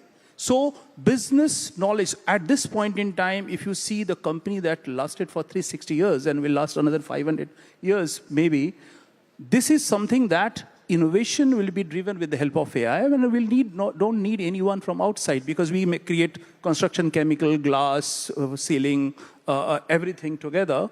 It's very difficult for any consulting and company like McKinsey to understand how our business does. And you would use the services of an external consultant, and there would be Chinese walls which help protect your secrets. Of course. So there would definitely be knowledge sharing. I see at this point in time, because in India, as Saint-Gobain, we are growing more than 20%. Globally, if you see a good footprint and the kind of middle class, renovation industry, everything is going to come and is coming. I see if we adopt, learn, and be AI-centric, we'll grow fast. And we'll do more in less. Because that part is definitely going to be there, and this is what we strive for. Displacement is going to happen, but opportunity will get created for those displaced. This is how I see personally. So this 2.36 million professionals that GCCs employ today, do you think that headcount goes up, goes down in the next 5 years? Because tomorrow a board can ask, if Meta can do with 10% less, then why can't you? Yeah, so I mean, if you ask me my opinion, I think you're going to see it go up first and then subsequently start to go down. The going up is factored in primarily because if you look at the shift in terms of what kind of skills are going to be hired in the next 2 to 3 years, as this becomes more mainstream, significant domain expertise, you need AI experts, you need data engineers, you need people who understand how to run these systems efficiently. So I think that's being incorporated into GCCs. You've got centers of excellence being set up. Once they get in and they start to look at processes and end-to-end views of everything that's running within the company, you can start to see some of what I would call more transactional activities being automated. So what's the timeline that we're looking at? Because I think the one big worry everyone has is job losses. Yeah. I would say that you will see play out in the next couple of years. Do you want to come in? Yeah, I would like to add here, because in next 5 years, because at least I will speak from manufacturing and construction industry, because of the product and what we make. I see the opportunity for all of us is a product innovation, okay? What we do from here also in India. From a perspective, you see AI and new technology, the biggest problem within Europe and within America is talent even today. The technology which was used 30 years back, I can't drive personally. I need, for example, the talents who get trained from the beginning. And I will be very, very honest and bold to say that. And India is a place where you will get talent. And I see this is where I agree with Arindam that it will increase and then will get optimized. Industry will grow. When I started my career, it was first I2K, then e-bubble. Every time it was threatened. But every time it came out very differently and victoriously. I see big opportunity forward, being a technologist. And what does the industry need to do? Because this technology is changing so rapidly. Every time there was a technology shift, there was an evolution, there was a transformation, and it lasted for 5 years, 7 years. For example, cloud deployment, just because you spoke about it, was first talked about in 2011, 2012. It only gained scale in 2018, 2019, 2020, and then COVID accelerated it. So there was time for companies to lean in. But this time, what you just get that feeling is that AI is changing the game far more rapidly, and companies don't have that longer window to reposition themselves and transform. So at this point in time, I agree with Arindam when he was speaking about we are yet to get the right playing field for AI, because cloud is still happening. Because I have not seen more than, because that is where the area that is going to grow.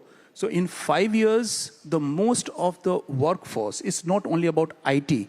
Even the people who are going to use within the business, the frontline forces, those people should also be adapted to IT and learn and adopt. So I see from that perspective, we should not look at only from IT and technology perspective. We should combine with the business.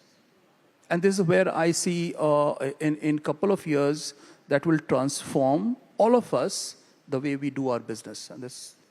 Arindam, you want to share with us the E&Y projections for GCCs? Today, 2,100. Say by 2030 or 10 years down the line, what is the number? In terms of professionals, we stand at 2.36 million. In terms of revenues, we're close to 100 billion, 98.5 billion. What would those numbers look like according to the E&Y projections based on what we're seeing with AI? Sorry, I was not prepared to make the projection right now, but look, if you look at our past report, I think we released it maybe 2-3 years back. We had said that by 2030, we had expected that number of centers to be about 2,500. I think, I wouldn't say we were way off, but it has accelerated much more rapidly than we thought it would. And that's primarily driven by the mid-market companies that are setting up, which has taken the lion's share in the last maybe 18-20 months. This was not factored into our analysis at that time. We didn't see that coming. So now with that factored in, I think that 2,500 projection that we made by 2030 will probably be reached a little earlier than we thought. But we still stick to that number. I mean, we are in the process of looking at this now more holistically. So I can't make an accurate projection yet. But that number of 2,500 still holds good. Now the question is 29 or 2030 to be seen. And you said 50% of the GCCs today approximately are not mature. Yeah. Is there a risk of these shutting down? No. I don't think they have a risk of shutting down. I think what you're going to see is maybe with the advent of everything that's happening, that maturity curve is going to come a lot faster than we thought it would. Yeah, I agree with you. It's going to be, we are going to mature fast. If you see about St. Gobain, at this point in time, majority of, not only in IT space, but research, scientific research, everything is happening in India. Engineering, Industry 4.0, everything is happening in India for the group. We have 1,200 plants across the world, and we are managing those from India.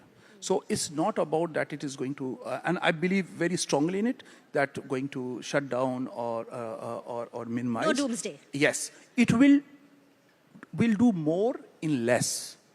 If we are growing today, we are a $47 billion company. We aspire to be the bigger $100 billion.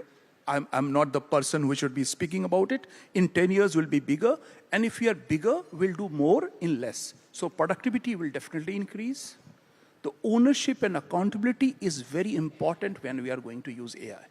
And this is where every organization should invest in, not only in data, not in the context, but not in governance, because trust is only when built, but in the accountability and judgment making.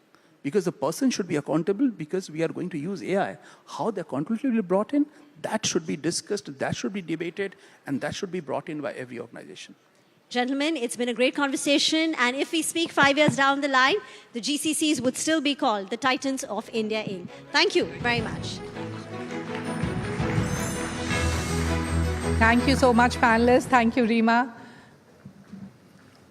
Now, India's office market is going through a major transformation at a time when several global markets continue to debate the future of workplaces. India is witnessing record office leasing activity and a sharp rise in demand for flexible workspaces. Flex spaces today are no longer seen as an alternative to traditional offices. They are becoming a core part of how businesses think about growth, talent, collaboration, and scalability. At the same time, hybrid work models, evolving employee expectations, and the growing influence of technology and AI are reshaping the very purpose of commercial real estate. So while the numbers point to strong momentum, the larger question is, what will be the workplace of the future really looking like? And how are developers, workspace operators, and businesses adapting to this shift? That is exactly what this next conversation will explore. And to lead the discussion, please welcome Sonal Bhutra from CNBC-TV18. And joining her on stage, please give a huge round of applause to Karan Veervani, the Managing Director and CEO WeWork India. We also have Ghulam Zia, International Partner and Senior Executive Director, Knight Frank India, and Niranjan Hiranandani, the co-founder and Managing Director, Hiranandani Group. Sonal, over to you.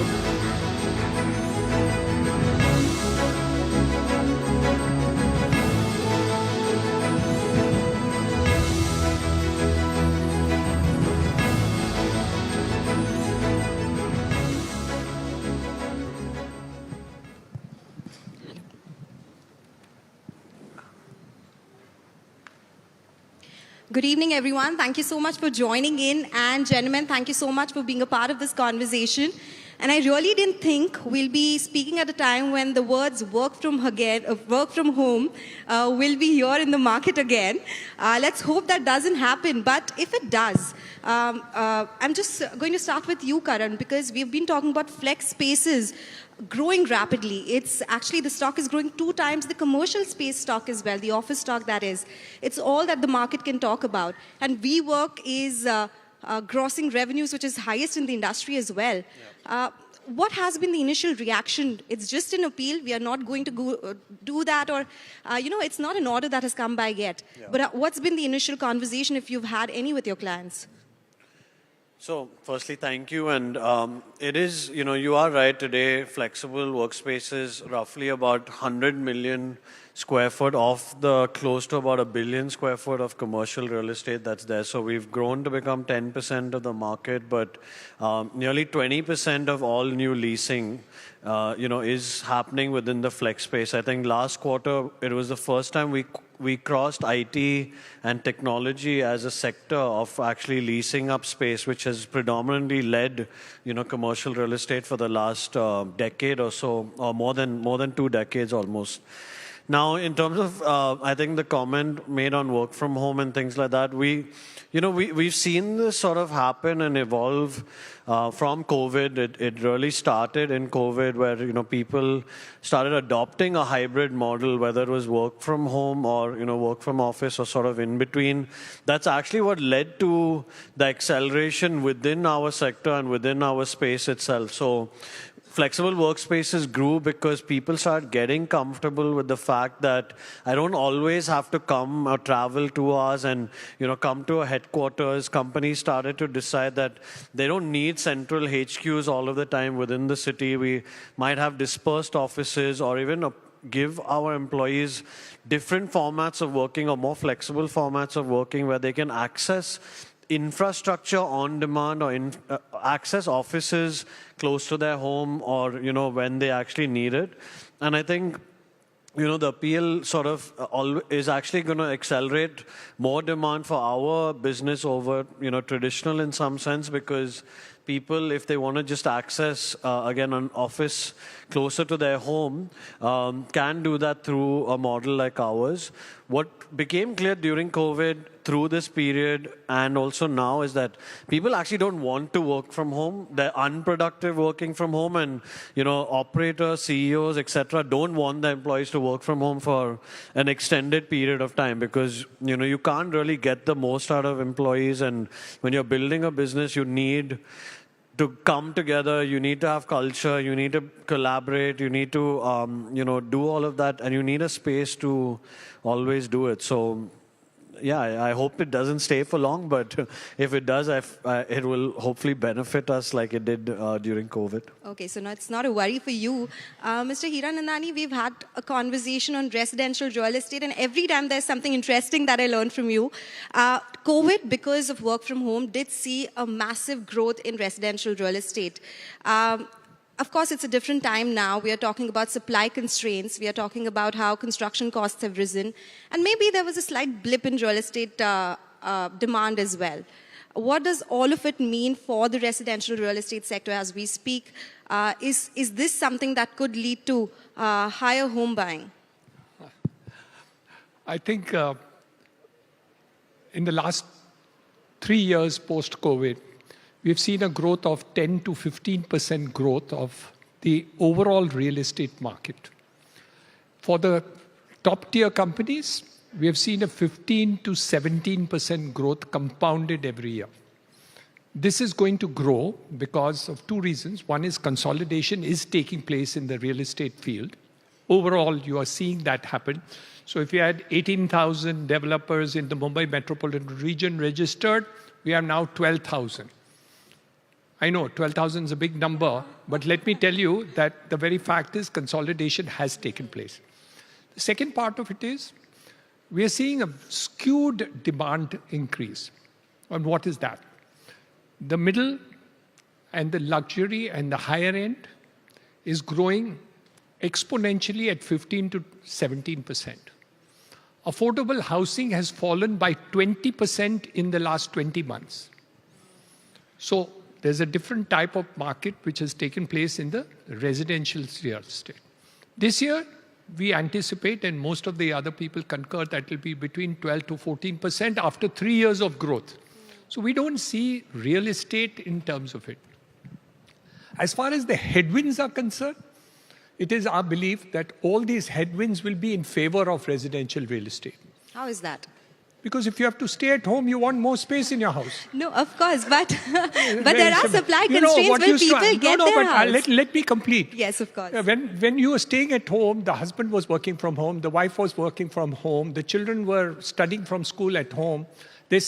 Otherwise, normally what used to happen, husband go to work, wife go to work, children go to school, weekends they go out. So the house was not so important.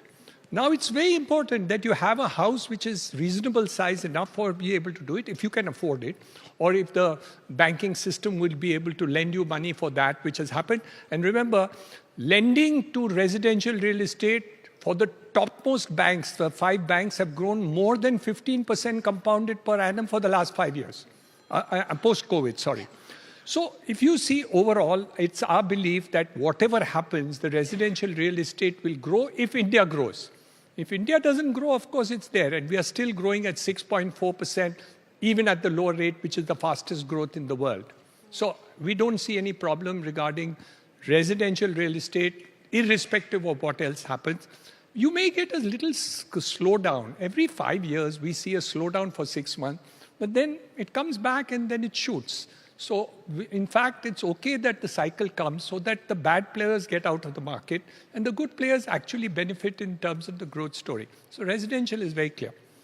Just to add on to what our friend was saying about commercial real estate, it's our belief that if you have the work from home and you have this type of inconsistency in the commercial space, I'd rather take a flexi space then take a regular space. Because if I want to reduce the number of people working with me, or I want to increase the number of people working with me, how can I take a fixed office space? I can take 5,000 square feet, but tomorrow I need 10. or I mean not 5,000, I need 2,500. So I think a flexi workspace is the in thing now. And in the next 5 years also, 20 to 30% of all new commercial spaces, A grade, will surely be flexible. But in the mid segment and other segment, we don't know, because none of these players have moved to the mid segment and the lower segment of the commercial real estate. So I'm going to ask him that you now set up another company which is actually doing the mid space and the other space of the commercial real estate, because there is a huge demand in that area and none of us have really gone into it. So maybe I will get into it, because if none of them do it. So you are getting into it? I'm ready tomorrow morning. Just to stop him, we'll do it. So Ghulam, what do you have to say about it? Because commercial real estate made a strong comeback, even if we are talking about how flex working space is doing really well. And Mr. Hiranandani thinks now it will be 20 to 30% over the overall office space. We are sitting at what, 80 million square feet of absorption in the year gone by, 25 million square feet in the first quarter of calendar year 2026. 30 million square feet. Is this a trend which will take care of some of the slowdown that we are seeing in residential real estate? I'm quoting your numbers only, 4% decline in calendar year 2026 when it came to sales. What are the trends suggesting now? Normally, it's when I and Niranjan Bhai sitting together, we are on poles apart. I'll continue the trend, and Karan, allow me, I would want to contradict you as well. Sure. Here it comes, couple of numbers I'll throw. When we're talking about India breaching 1 billion square feet of office space market, what am I looking up to globally? I think one of your, the global expansion of Indian real estate is what perhaps you're talking about, the rise. The American market is more than 10 times of Indian office market. So they are some 11 odd billion square feet. Next in line is Chinese, which is about 6.5, 7 odd billion. Just above us is Japanese, about 1.8. We are right now 1.1 odd billion. And now let's come to flex spaces. American flex space is about 3%. Japanese 2.6%. And Chinese about 2.8%. We are talking about 10%. I hear Niranjan Bhai saying that we are expecting it to grow to 20%. There's got to be a limit somewhere. If the global trends are telling you something, let's take it seriously. So I understand last 3 years, and again, Karan referred to those data points. Flex spaces were occupying 22% last year. That 81 million we spoke about, 22% was flex spaces. Last year, 72 million, again 22% was flex spaces. Previous year, the year before that, 65 odd million, of which about 18% was flex spaces. So flex spaces has been growing. However, the big difference between the global trend and us is that we have a large chunk of managed offices also coming in that category, which is not so much of a trend globally when you look at that. Here, large corporates are asking, likes of WeWorks to actually take care of their office spaces because there are values, of course. There's a tremendous value coming in, so it's happening. So my only concern is, where will this growth trend end? When we are reaching 2 billion mark, will this be still 25% or it will shrink? I would rather want to believe that we have started on a low base. So this growth we are talking about is so good, unbelievable, that 10% of the overall number is looking big. But as we are growing, overall office space growth happens in the country, it may not continue on the same trajectory. So as we go ahead, maybe it will not be 3%, come down to 3%, maybe 5% or 6% of overall inventory of the space. But the concern is that somewhere it will slow down. But doesn't that happen with every growth lever that comes by? We see elevated growth, and once it starts growing rapidly, Agreed. The absolute number will still grow, the growth rates will come down. Indeed. That happens with every space, right? Indeed. However, as I said, the global numbers are to be looked at. If global patterns 2.5 to 3% is what it is the flex space in the overall market size or overall inventory in any country, somewhere even I have to look at it seriously. That was a point, and now coming to residential, so much for contradicting or fighting with Karan, now coming to Niranjan Bhai. Let's look at residential again. There has been enough of this story that COVID gave us the drive to get bigger spaces. I don't believe. COVID didn't give more money in your pocket, did it? Niranjan Bhai, after his submission, did say that availability of funding is a concern. So somewhere flexibility and how much of money do you have in your pocket does come into effect. So here it is. And again, one more thing which he spoke about is, so if we have reached that stage, if we have reached that 12 o'clock position, and we are actually talking about downturn, so gear up for another 5 years of a downturn. And again, here something else has changed in last few years. India as a country does not look at cycles anymore, residential especially. So every city has its own cycle. Delhi, for that matter, after 2010-11, had a 12 odd years of a long bad patch. And last 5 years, it has started growing and grew like no one's business. The way it doubled up in 2-3 years. Now again, last 2 quarters, Delhi has slowed down. Very evidently slowed down. But Bangalore and Hyderabad markets are yet growing. Mumbai has flattened out. So all these cities are coming up with their own cycles. So gone are the days when the country as such would have had a cycle and downturns, etc. So there comes some respite. Most of the developers today are all over the country. So they have spread their eggs in different baskets. So if NCR market is going through a bad patch, Bangalore market will hold back. So that way the strategies are great. Expansion, about 5-6 years back, the previous cycle, none of these developers were national. Today, most of, at least 10-12 of the top name you talk about, they are national. They're all over the country. However, when it comes to office spaces, it's a big problem. In office space, he was talking about 12,000 developers in Mumbai or Maharashtra. You're talking about RERA data. Would you believe in the whole country, the reliable, reputed office developers, not even 12? 12. Right? So it's a big problem. Office space is going to go through a serious trouble of supply side constraints because no serious developer is entering into it because entry barriers are huge. Your capital, very simple, in residential, you are actually more than 60% of a project cost is taken up by the customer advances. You don't need huge money, but in commercial, you need huge pumping of money to actually complete the asset, and then your first rupee of the inventory or of your revenue comes in. So asset class wise, commercial is going through a sea change where the supply side constraints will have a huge impact. Very little supply will come in, but the demand is shooting up from 80 to 100 maybe next year, but supply is going to be a big problem. So yeah, that's no, my I think, guess. I mean, actually, just to rebuttal, I think the last point that Zia made is actually the most relevant point in this, which is the supply in India, the speed at which it comes on is so slow compared to the amount of demand that actually exists. Today, Indian demand in commercial is driven by a dual engine. It's global businesses, these GCCs that are, rushing to India trying to chase this talent. And then you have a domestic, ecosystem that is growing so rapidly, also fighting for the talent. But the space itself, my team will laugh, but we keep harping on this one point. India has 1 billion square foot of real estate, but New York has 750 million square foot of real estate. So we're so small in comparison to the actual demand population that's there, which is where our model actually ends up, thriving. And that's why we have 10% penetration over 2%, because we're just able to provide that space so much quicker to these companies. We're able to take the space, actually do the fit outs within a span of 4 to 6 months in prime micro markets where these companies actually require space. So I think the model has kind of defied global standards already, and it's happening because, one, the timing of when we entered and when we started this in India in relation to what's happening in the world, business cycles have become so much more dynamic. The way operators think about growing their business is a lot more, agile. They want to have this flexibility.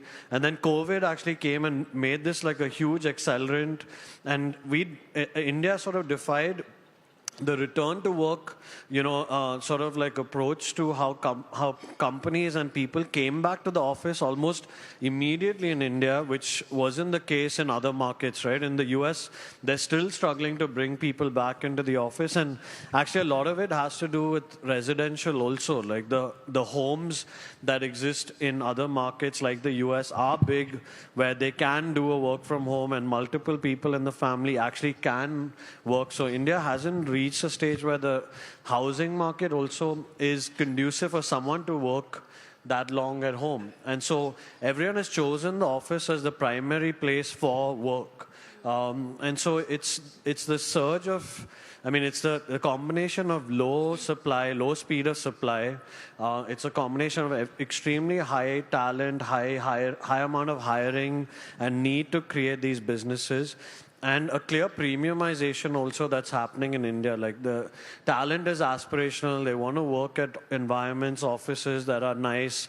Today, every single, large developers building ecosystems. They're focusing so much on food, on having a hotel, in the development, having luxury housing like within it.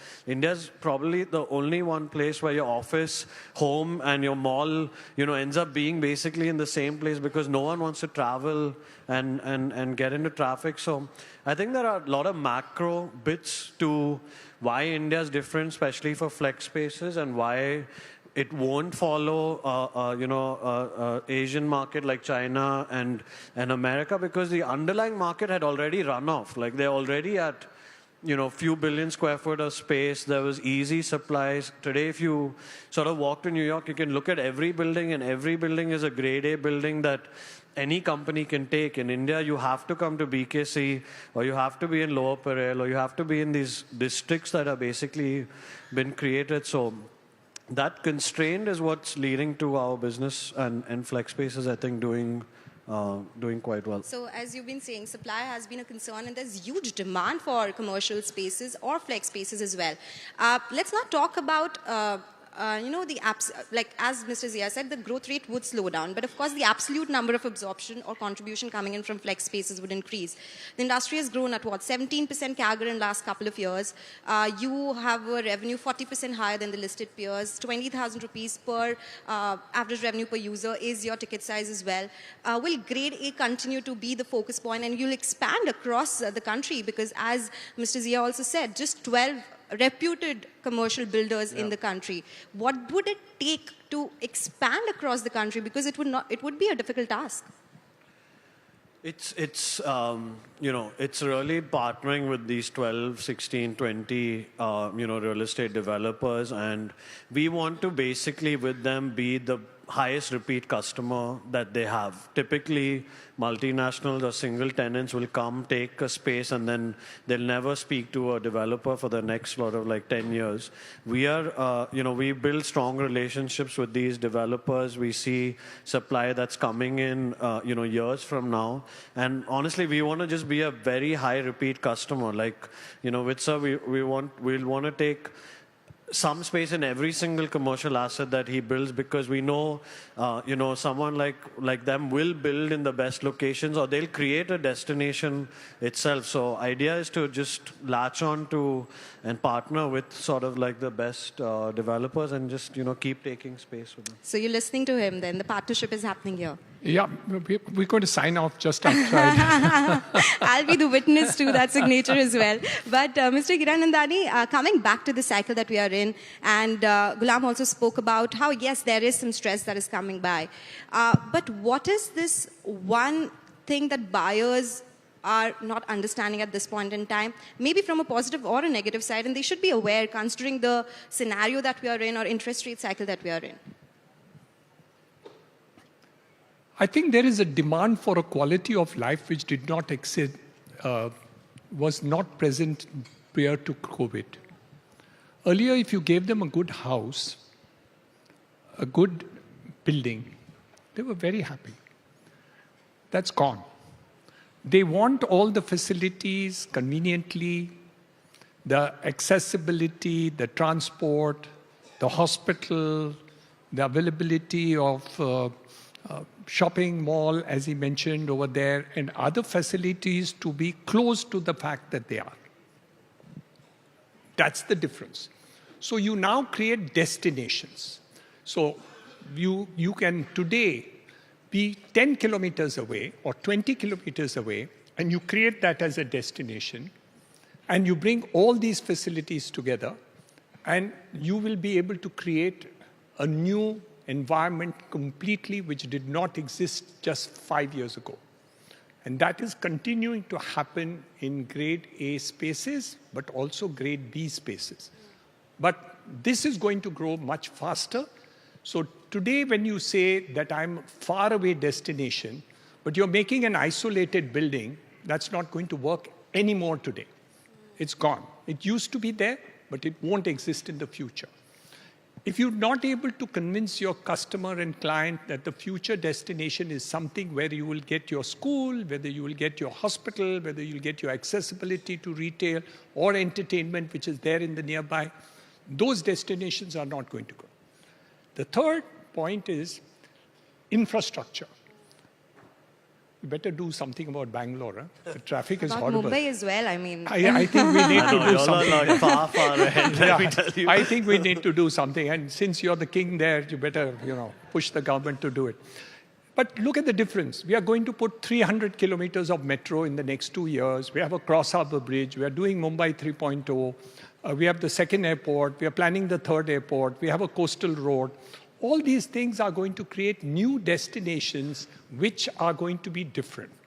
So exactly for a change, I'm supporting what Ghulam said.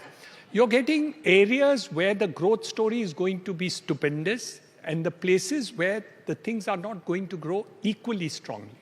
And one of the rare times when we both agree on the issues, that yes, you will get islands of excellence, islands where things are not doing as well as other things are there. But one change surprises Niranjan Hiranandani. I've never seen in my 45 years plus of business the downfall of affordable housing to the extent to which it has taken place in the last 20 months. I'm scared. It can't happen in India because you have to cater for that segment. I have been thinking. We are debating with the government. We are suggesting. We only think that rental housing is going to be the answer to that. Just like you have rental for commercial, you will have to do it. Government of India is considering it. Our state governments are looking at it. And I think we will have to give some incentivization to create it. And CSR money, charitable trusts, and others will have to create something on rental housing in the next couple of years because this segment is scary. You can't have a country where growth is taking place, how land is getting expensive, homes are becoming expensive, inflation is taking place, and you're not able to have a full answer for this segment. Yeah. How can you have Atmanirbhar Bharat and growth and prosperity that we see without this segment taking place? So affordable housing will come, has to come, and if government will have to do, private sector will have to support, funding will come in, not come today.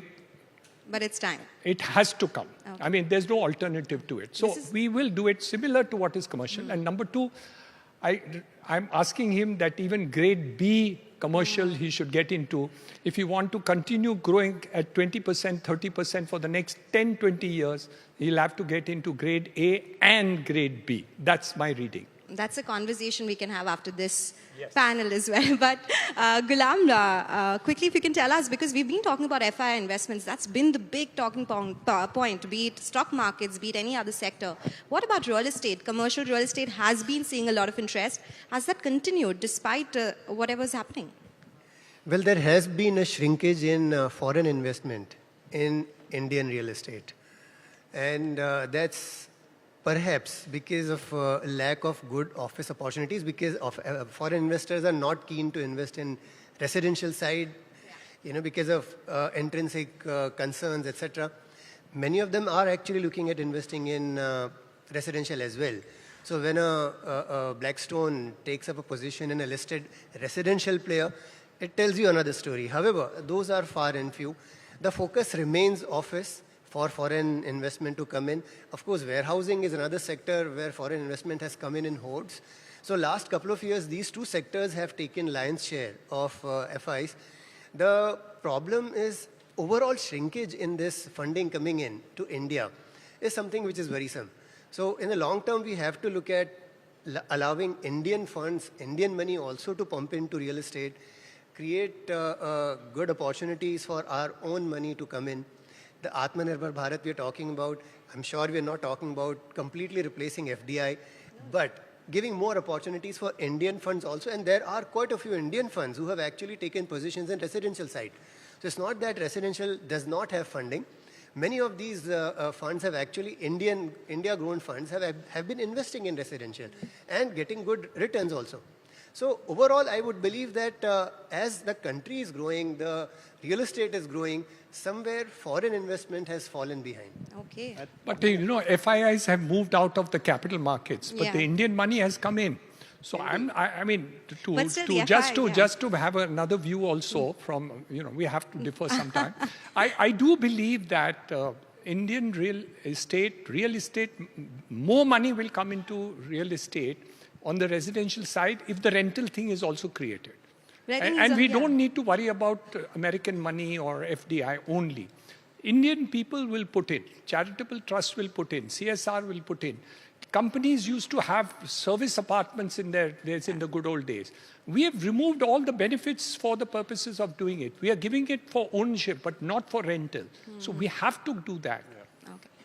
No, I just wanted to, talk about like maybe the REITs in this context, because the REITs have, seen considerable sort of like interest in this week. We had a new REIT that's getting listed, which got subscribed almost, 30 times in its in the IPO listing itself. So clearly, foreign investors are, getting much more accepting to that as a product in India, because they see this commercial growth story, continuing to play out when it comes to the REITs. And I think what Sir was also saying is that eventually, there will need to be residential REITs, and there will need to see an sort of like extension of that product to other real estate asset classes which exist in the US and in China. And investors and foreign investors will come in where there's murkiness is removed, and this, this issue with approvals and being part of a business that, isn't clear in how they'll be able to actually monetize moves away, and it's slightly more liquid. I think, foreign investors will continue to definitely invest in those. A lot of steps have been taken on REITs, but of course, it's the 6th listed REIT now in the markets. A lot more questions, but such an interesting conversation. Thank you, gentlemen, for joining us today. Varied views, and that made it even more interesting. So thank you so much for your time today. Thank you. Thank you, panelists, for such an engaging conversation, and thank you, Sonal. Once again, a huge round of applause for them.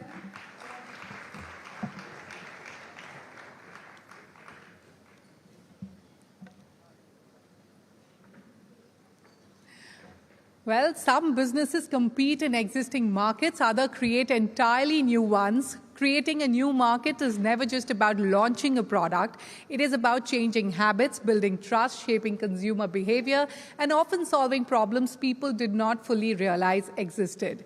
And once that market begins to grow, the challenge becomes even bigger, staying ahead in the very category you helped create. So what does it really take to build and lead businesses in markets that did not exist before?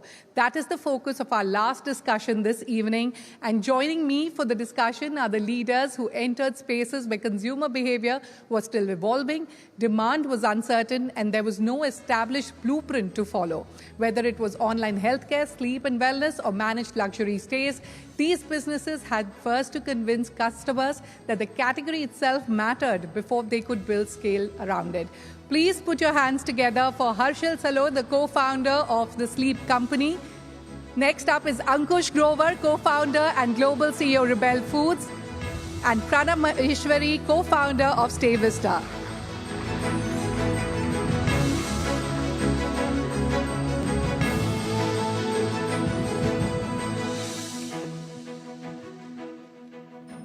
Thank you, gentlemen. Now, 6 to 8 years ago, a smart mattress sounded niche, a luxury villa rental sounded aspirational, and of course, a billion-dollar food company without dining rooms sounded improbable. Today, all three are mainstream consumer behaviors, thanks to these gentlemen and founders on stage with me. So let's find out how they won in markets that didn't exist before. Harshal, let me quickly start with you. The Sleep Company was founded in 2019. And your first offline store was opened in mid-2020. So that means the earliest phase of customer education largely happened online and during the pandemic years. So how did this unusual start sort of shape the company's DNA in terms of, storytelling, customer trust, product demonstration and, of course, the later pivot to offline retail? Yeah. So we started in 2019, and we started by selling online in a category which had to be felt, a category which had to be experienced. And very early on in our journey, we realized that it was a tough job, and the only way to do it was to make sure that your content was like your demonstration and ensuring that you give a lot of clarity out to your customers and keep it very simple. So we launched our own proprietary patented material called the Smart Grid technology and tried to keep the science of it very, very simple.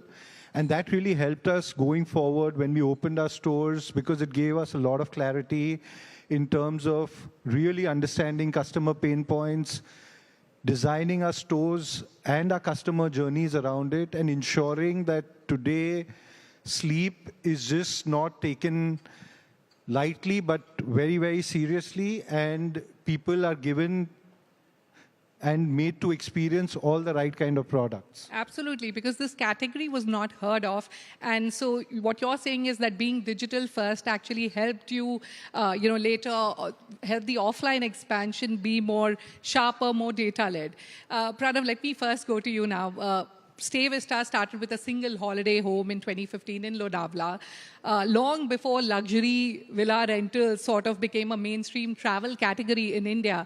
Did you ever second-guess yourself or question yourself whether, affluent Indian travelers will trust professionally managed vacation homes? And what was the first signal that gave you the confidence that this was no longer a niche business, but it was actually a structural travel shift? Yeah, so absolutely. In fact, when we started back in 2015, the market was very, very unorganized. So market always existed. There are more and enough homes in the country, but these homes were always locked, or the way to book these homes was very unorganized. What we came up with was trying to build a reliability aspect to this market, which was unorganized. And it was a matter of time. Indians as a community love to travel together. We travel in families, friends, milestones, events, all of this. So it was just a matter of time someone raises their hand up and says that, okay, I am going to build reliability in terms of the space, F&B offerings, the entire experience, and ensure that the trust can come into the space. So we were lucky that many of our homeowners trusted us and allowed us to open their home, which was earlier, the access was reduced to only few. So the large part of credit goes to the homeowners who allowed us to do that. And then once someone tasted their blood in terms of ensuring the private spaces is great, the memories which you can create in a home is unparalleled while the group being together. So that really worked the magic for us. So do you remember that, do you have a fond memory of when you were like, yes, this has become a mainstream shift? So when we started with 4 homes. In the second month, we got a call asking that, can I go to another place? And typically in hospitality, user acquisition cost is very high, loyalty is very low. We realized very soon that both on demand and supply side, the loyalty was very, very high. Almost 70% of our guests, even today, are repeat and referral. And almost 60% of our homes comes through references. So that made us realize that there is a business which you can build in with sensible unit economics and a profitability to it in the hospitality segment. All right. Ankush, let me come to you, the true rebel that we have on the panel. Rebel Foods, you literally pioneered the idea that restaurant brands could scale without having dining rooms. The recent funding that you raised last year, QIA, they suggest that Rebel is now looking at physical restaurants and food court spaces alongside cloud kitchens. Now, is this a strategic move, or is it simply the next evolution of building omni-channel food brands in India? Yeah, so I think, first of all, our purpose for 14 years we've been building this is always because almost all industries, technology changed, like the way people shop, the way they travel, cabs. I think food is one, which is the oldest, 500 years old industry, was not touched by technology. I think that was the purpose. How do we leverage technology and take on status quo that you always walk into a restaurant, or you always think one place is one brand. How do we change it. I think that's what we've been doing for so long. And I think over the period, we also realized that, so one location, multiple restaurants, multiple brands, and digital. And with time, we also started looking at multiple customer missions. So like we also invested in a brand called Smoor, which is largely premium chocolates, which you see at airports. Then we also have Wendy's as a franchisee for India, which we do both. So I think it's more about reaching your customer. And again, all these locations, how do we leverage technology to do better and build our business? So I think that's the purpose, and that's what we're trying to work on. Yeah. All right. So, all three of you have built behavioral shifts, whether sleep, travel, or food. But creating demand is one thing, and building a moat is another. And Harsha, let me come to you again. You spoke about smart grid technology. Now, that could have been the initial differentiator, because we all know that consumer brands eventually, compete far more than technology alone. And as the space gets more crowded, what do you believe is now your moat? So you're right? Smart grid was our first point of entry into the market. It was a differentiator. But as we go forward in our business journeys, we need to make multiple moats. And I look at moat as a combination of multiple factors. One of those important factors is also our experience centers, or our go-to-market strategy, where we focus on customer education and customer experience. We believe that a brand is our moat, and we want to continue to keep evolving our brand. We also believe that customer experience is extremely important. And as a company, we are both backward and forward integrated. So we are able to control the end-to-end customer experience and delight them at multiple touch points, whether it is at our experience centers, whether it is at the delivery, whether it is at our installation services.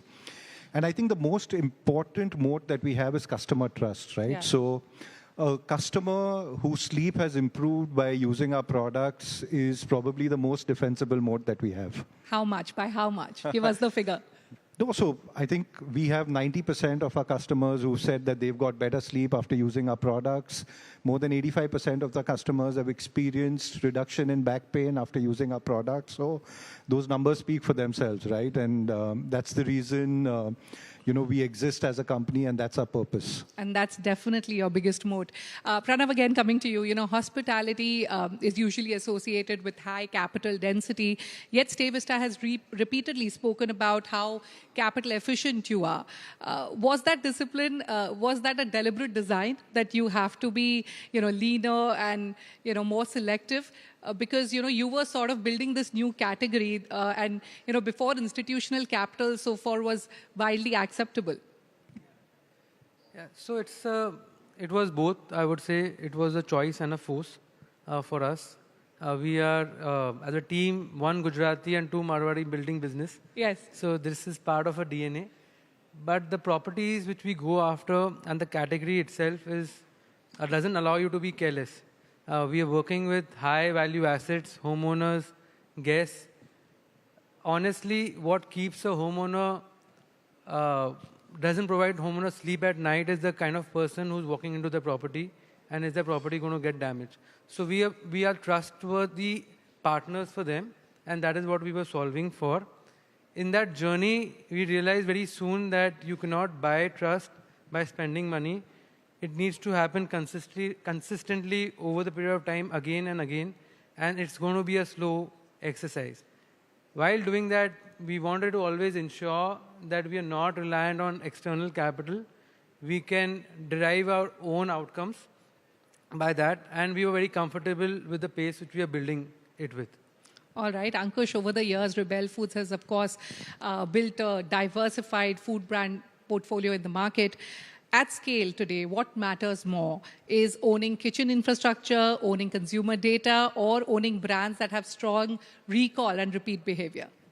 I think first, food is a slightly tricky because that's something you take inside your body. And that's why a bad hotel stay or a bad sleep you can still fix, but a bad stomach pains you a lot and you hate it. So I think for us, the core of thing is three things, which is for food, which always matter is taste, quality, and value. I think that's the core which we worked. And over the years, I think the moat we build with, again, I said, technologies are always a focus is today ability to host, build, and launch more loved customer brands across nations. So today, if you ask me, So our focus is, again, understand more customer, which is obviously more data now with AI understanding. So what we're building today is, at scale, we have standardization as well as customization, which is an option. So because South is spicy, North is less spicy. So that's what we're building with more tech. And again, this platform, what we've built over the years now, let me launch, just to give you an example, Wendy's, we launched 200 of them in 4 years, which has never been done globally anywhere, because that's the capability we've built with technology, with the back end of our kitchen infrastructure, with our supply chain, and multiple restaurants managed within one infrastructure. And that's, I think, what we build as a moat. Okay. But core of it for food will always be these three things, because it's, again, goes inside our body, and roti kapda makan. Absolutely, absolutely. I agree with you on that. But, customer expectations have changed drastically as well. Let's talk about the customer today versus, let's say, 5 years ago. Harshal, the sleep company's growth story has clearly evolved from a pure D2C into a much larger omni-channel play today. You've described the consumer journey as ROPO, research online, purchase offline. And recent reports suggest that offline sales for you have contributed, it's a majority share today. So what did that shift teach you about the consumer of today? Yeah, so what we learned about the Indian consumer is that sleep is becoming very important for them, and they are doing a lot of their research. Most of the research that all our consumers are doing is online, where they're going to our website, comparing us versus other brands, competition. But at the same time, they are not ready to make a purchase only by doing online research. Yes. They want to feel the product, they want to touch the product, they want to experience it, they want to know more about it, and that's where our experience centers come into play. So I think today in this category, both are required. Online is to probably generate curiosity amongst customers, and offline is more of a conversion-led model. But when a customer is coming in, they are coming in with a lot of knowledge about what they are looking for, what their problem statements are. They've compared us with a lot of competition, and that's really the behavior that is changing. So I feel India is evolving. Sleep is becoming a very, very big priority, and that is really heartening for us to see as a brand. Absolutely. Pranav, with Vista Residences, Stay Vista is now moving into urban boutique stays, a very different demand pattern from the leisure villas that you were offering. What is the thesis behind sort of entering urban hospitality now? You're competing with Airbnbs. What are you offering that, service departments don't? Yeah, the thesis is simple. Indian travel is not restricted only for holidays. We are traveling all the time for work, meetings, events, even leisure happens in cities. And if you look at the supply which exists, it would be hotels which will have an impersonal and maybe an expensive kind of offering for a longer term stay, or you have unorganized service apartment or Airbnbs. Where we come in is bring that Stay Vista element of a home to the city, ensuring that what you will get is a good, nice service along with all the reliable parameters into the space. And it is actually not a diversion, but more of an extension to the brand, which was built by taking a lot of feedbacks from our existing consumers. So we got a lot of feedback saying that, do you have a space in Mumbai or Delhi or Gurgaon? Okay. I would like to go there. And fortunately, few of our homeowners had apartments available, and that is where we started the Vista Residence. All right. Ankush, food delivery, of course, has evolved from occasional convenience to a everyday habit. But now the conversation is shifting again. It's now become more about speed, premiumization, healthy meals, quick commerce integrations. Over the next 5 years, what does the next phase of Indian food delivery look like, and where does Rebel find itself? So you're right. I think, Indians have now well-traveled. So if I go back, like it used to be Indian, South Indian or Chinese, now kids want sushi, some want Korean. So I think more variety. Again, as you said, more habit. And also I think there are two ways it is being growing. One is obviously, if you look at sandwiches, Chinese, sushi, then you have more Korean coming. And the other side is health, where I think what we feel, which we want to build is more on the habit, on the lifestyle side, and work on more, again, further leveraging technology in terms of what is my Whoop saying, what I am feeling today, or what is my health device saying, and then accordingly, if we can cater to the demand for the customer. So maybe on the health side, we are working on 2-3 things, and on the other side, on indulgence, again, there are 2-3 brands which are in progress. But overall, I think the way, if you look at Western world, people consume around 20 times, order delivery 20 times. India is still 5 to 10 times. So I think there's a huge upside. It's again going to become a habit. This is my go-to place for breakfast. This is my go-to place for this. I will change to this is my go-to place to order breakfast and this is my go-to place to order lunch. I think yes, that's and you know, you also experimented with quickies and rapid delivery formats. What did that pilot, you had a one city pilot, what did that pilot sort of reveal as to how fast food can realistically and profitably move? So I think the big realization where there is, while earlier it was all convenience, but I think now, again, with per capita income increasing, and I think it's more about habit and choice. So I think speed is given now, but I think more is in terms of what I'm consuming. So I think that's where we did that pilot to understand how consumer changed towards, because again, groceries, same thing I'm ordering from different places. I think here the brand and food matters. Sure. So that's where we'll follow what comes. But I think right now, I think our focus is to building great consumer products, brands, and leverage technology to reach right product to the consumer. Speed is given and we'll try whatever. It's a distance-based thing. It's more coverage. So all right. The focus is on food.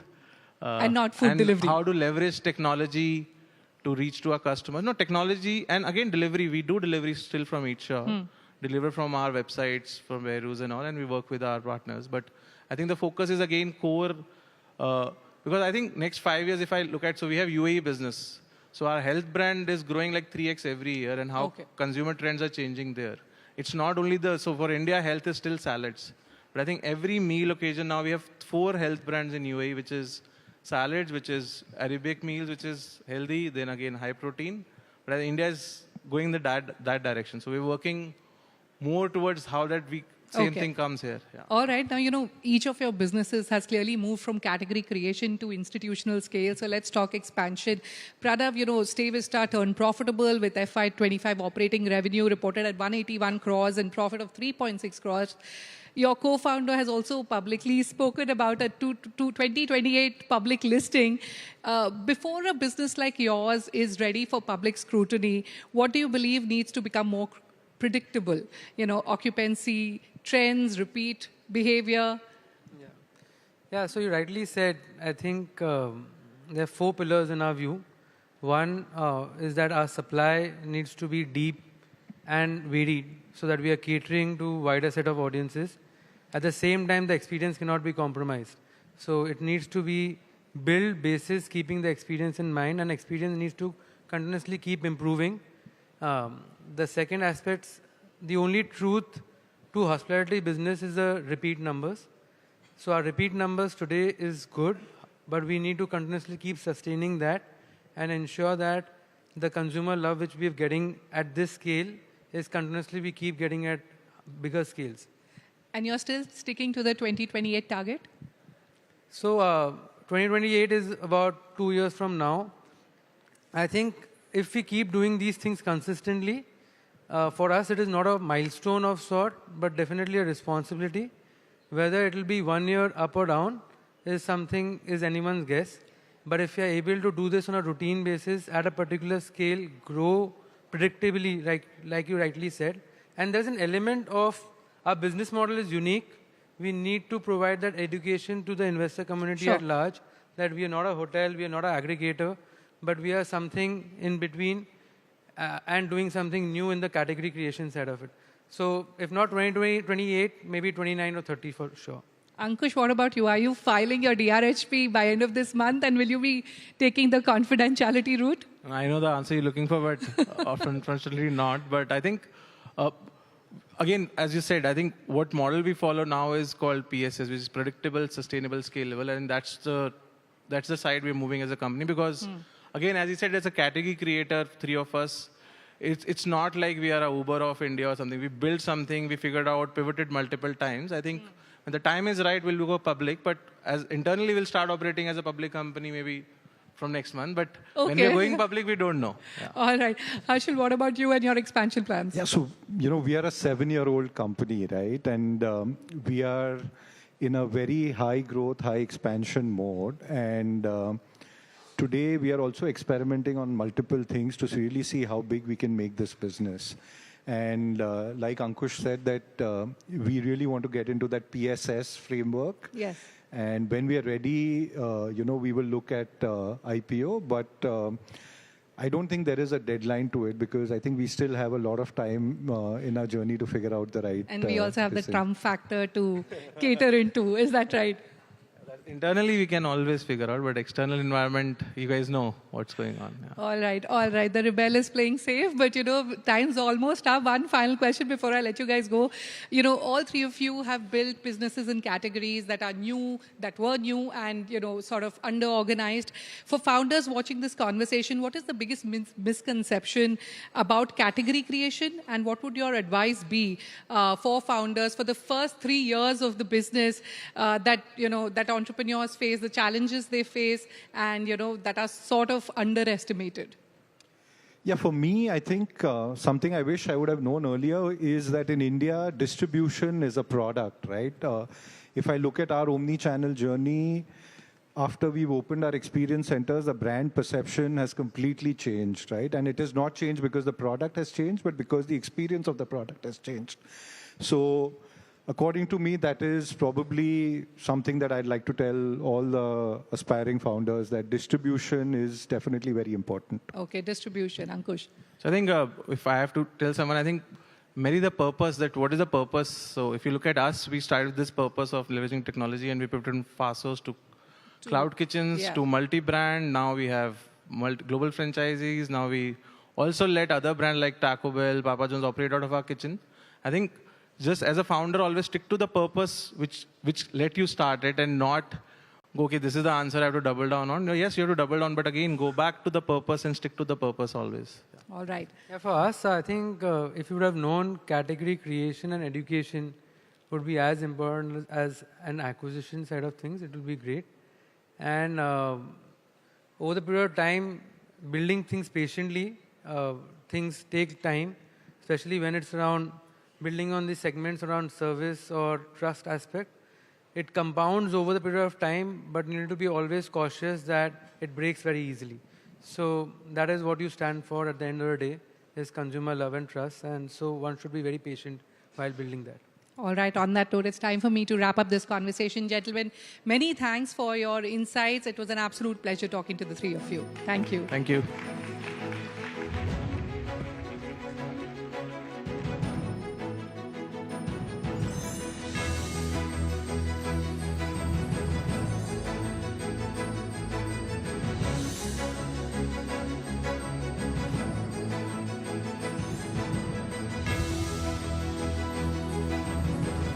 Well, with that, we've come to the close of this edition of WeWork India presents CNBC-TV18 The Titans, co-presented by PhonePe. Now, tonight's conversations reflected the ideas, leadership, and innovation shaping India's next phase of growth, from investment and entrepreneurship to real estate, technology, and enterprise transformation. A heartfelt thank you to our presenting partners, WeWork India, and co-presenting partner, PhonePe. A special thank you to our distinguished speakers for sharing their insights and experiences, and to our audience for being part of these meaningful conversations. And finally, thank you once again for being part of WeWork India presents CNBC-TV18 The Titans, co-presented by PhonePe. Have a wonderful evening.